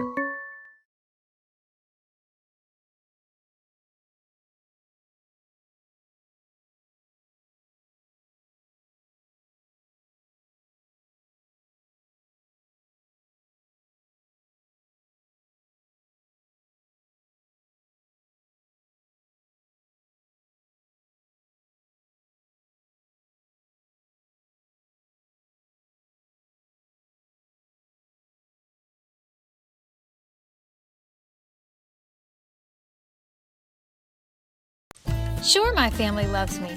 They bought me this sweet new collar. My dog bowl is always full of Fido's finest. Heck, they even take care of the personal stuff on my walk. Come on, who does that? But what really sealed the deal for me was when they installed a security system from Forest Security. Hey, I'm no watchdog, you know? Forest Security offers the latest in technology and security for our home. Yeah, I'm pretty good at keeping an eye on things, but I also have stuff to do, like sleep and socialize. A smart security system can provide around-the-clock awareness and generate instant smartphone alerts. They let the family know if something is wrong or suspicious. They do all of the work for us, 24 hours a day, 7 days a week. You know what they say, you can't trust a dog to watch your house or your sandwich. Call Forest Security today. Call us today at 708-452-2000 or visit forestsecurity.com.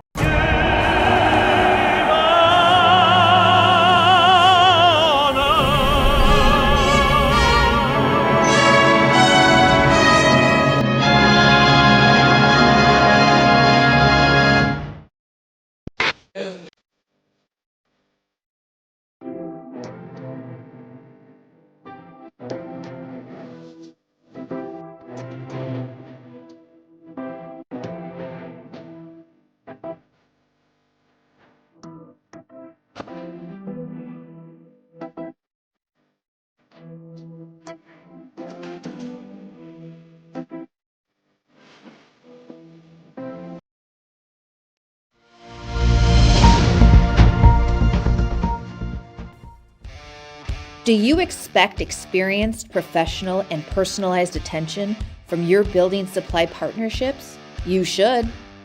Are you getting the specific attention you need to help your business grow?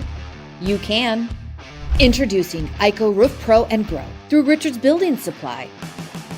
As a professional small business, you need real solutions to achieve your desired growth outcomes. This requires more than sample boards, pricing, and on-time delivery, which sets the bar too low.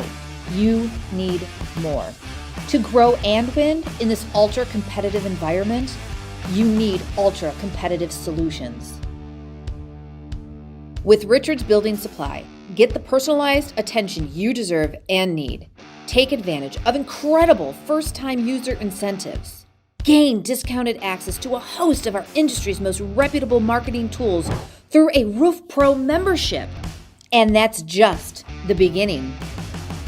Don't believe us? Let us show you. ICO Roof Pro and Grow through Richards Building Supply.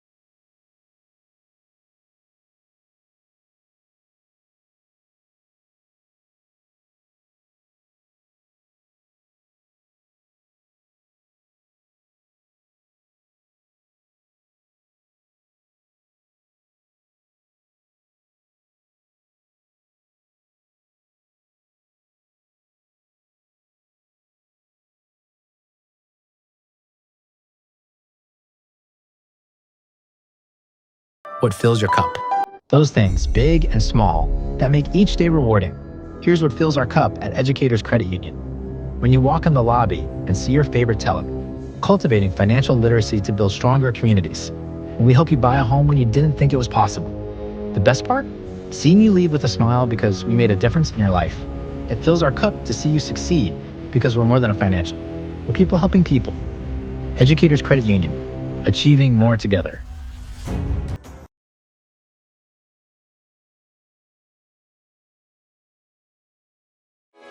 Sports Broadcast Solutions is a broadcasting network for everyone. SBS offers live telecasts on Channel 59.3, YouTube, or Twitch. We include pre- and post-game interviews with the players. You know, I started in the locker room. All the boys were getting going before the game and stuff, and we kind of found a little click at the beginning of the game, so I think that's what got us going. We also include digital live statistics, play-by-play commentary, team highlight reels, and even more than that. Go online to sportsbroadcastsolutions.com or search Sports Broadcast Solutions on YouTube. SBS, a broadcasting network for everyone.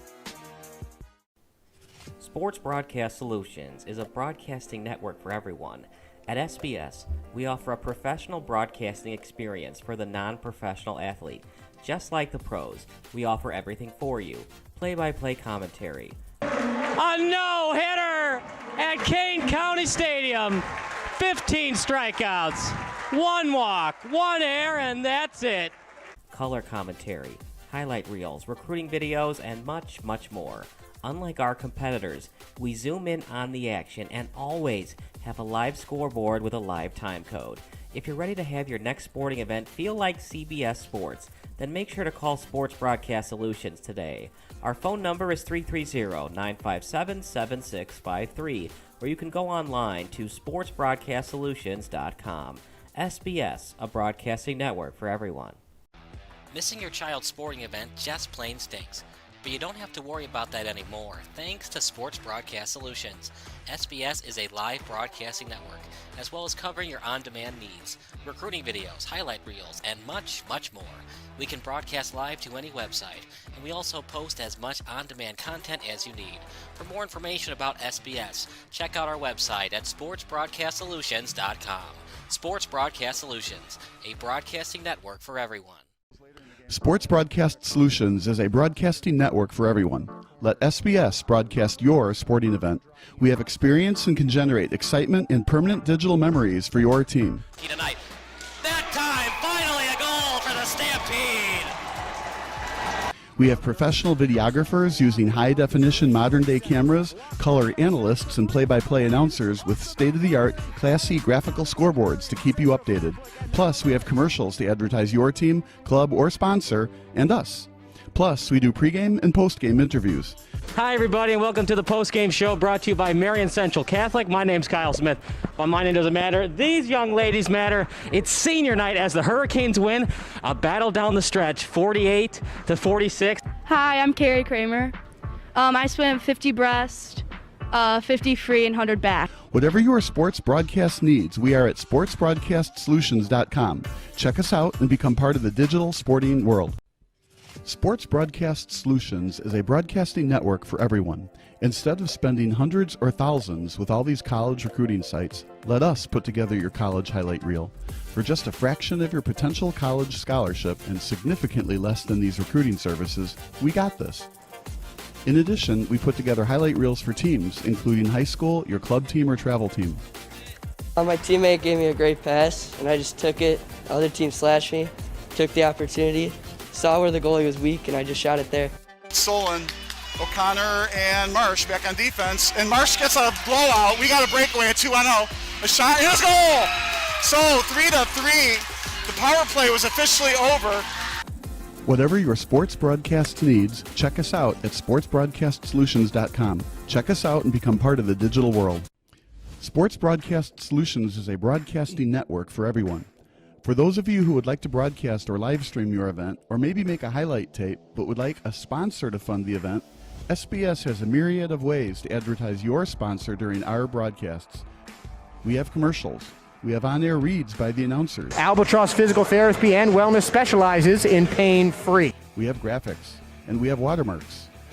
Finally, Sports Broadcast Solutions can create a commercial for you or your sponsor. Whatever your sports broadcast needs, we are at sportsbroadcastsolutions.com. Check us out and become part of the digital sporting world. Sports Broadcast Solutions is a broadcasting network for everyone. For those of you that just want raw footage of your sporting event, but no play-by-play or color commentary, you just need us to live stream video from the event over the internet. We will live stream your event on YouTube on our Sports Broadcast Solutions channel. In addition, we also have a dedicated channel on YouTube for live streaming at SBS Livestream. And if you need multiple channels, we can utilize Facebook Livestream and Instagram Live on our channel as well. Options include commercials from your sponsors, professional scoreboard graphics are still available, and of course, yes, pre- and post-game interviews are available as an option if you want. We've been working really hard this whole summer and stuff. Whatever your sports broadcast needs, we are at sportsbroadcastsolutions.com. Check us out and become part of the digital sporting world. Sports Broadcast Solutions is a broadcasting network for everyone. We broadcast sporting events for people of all ages, including adult leagues, high school leagues, and kids. Complete with professional-looking graphics, broadcasters, color analysis, and commercials. We do pre- and post-game interviews with the players. In addition, Sports Broadcast Solutions does highlight films, including college recruiting reels, highlight films you'd see on sports news programs, and just simply highlight films for fun. Sports Broadcast Solutions also provides raw footage and live streams if you'd like. Subscribe to us and listen to our professional talk videos about relevant topics in the pro and college ranks. Whatever your sports broadcast needs, contact us at sportsbroadcastsolutions.com and become part of the digital world.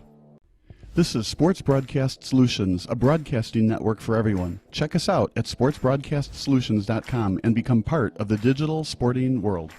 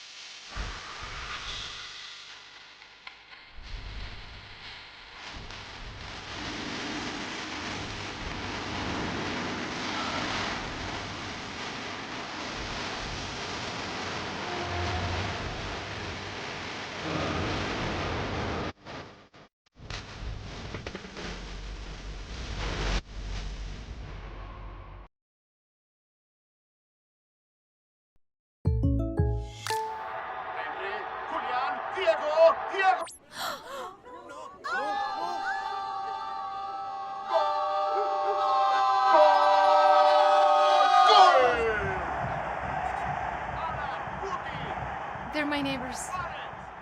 Come on in, guys. Bringing fans together. State Farm, official sponsor of Liga MX. Like a good neighbor, State Farm is there.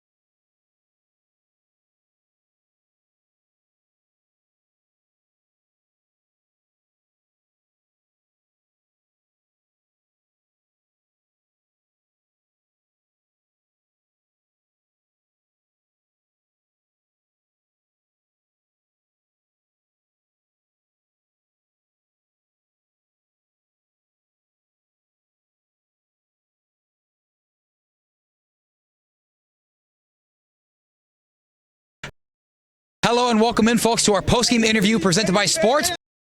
Tonight, welcome in, folks, to our postgame interview presented by Sports Broadcast Solutions. Tonight, a 35-0 win for Fenwick over their rival OPRF here at their home stadium at Triton College. Standing on my left, our player of the game, number 7, Tommy Thies. Tommy, first off, how does it feel to get a win like this against a rival like OPRF? For sure. I mean, I grew up playing Little Huskies from the age when I was 8 years old. I mean, it's great. 2 shutouts 2 years in a row, playing on that defense, playing some offense this year. Nothing more I could ask for.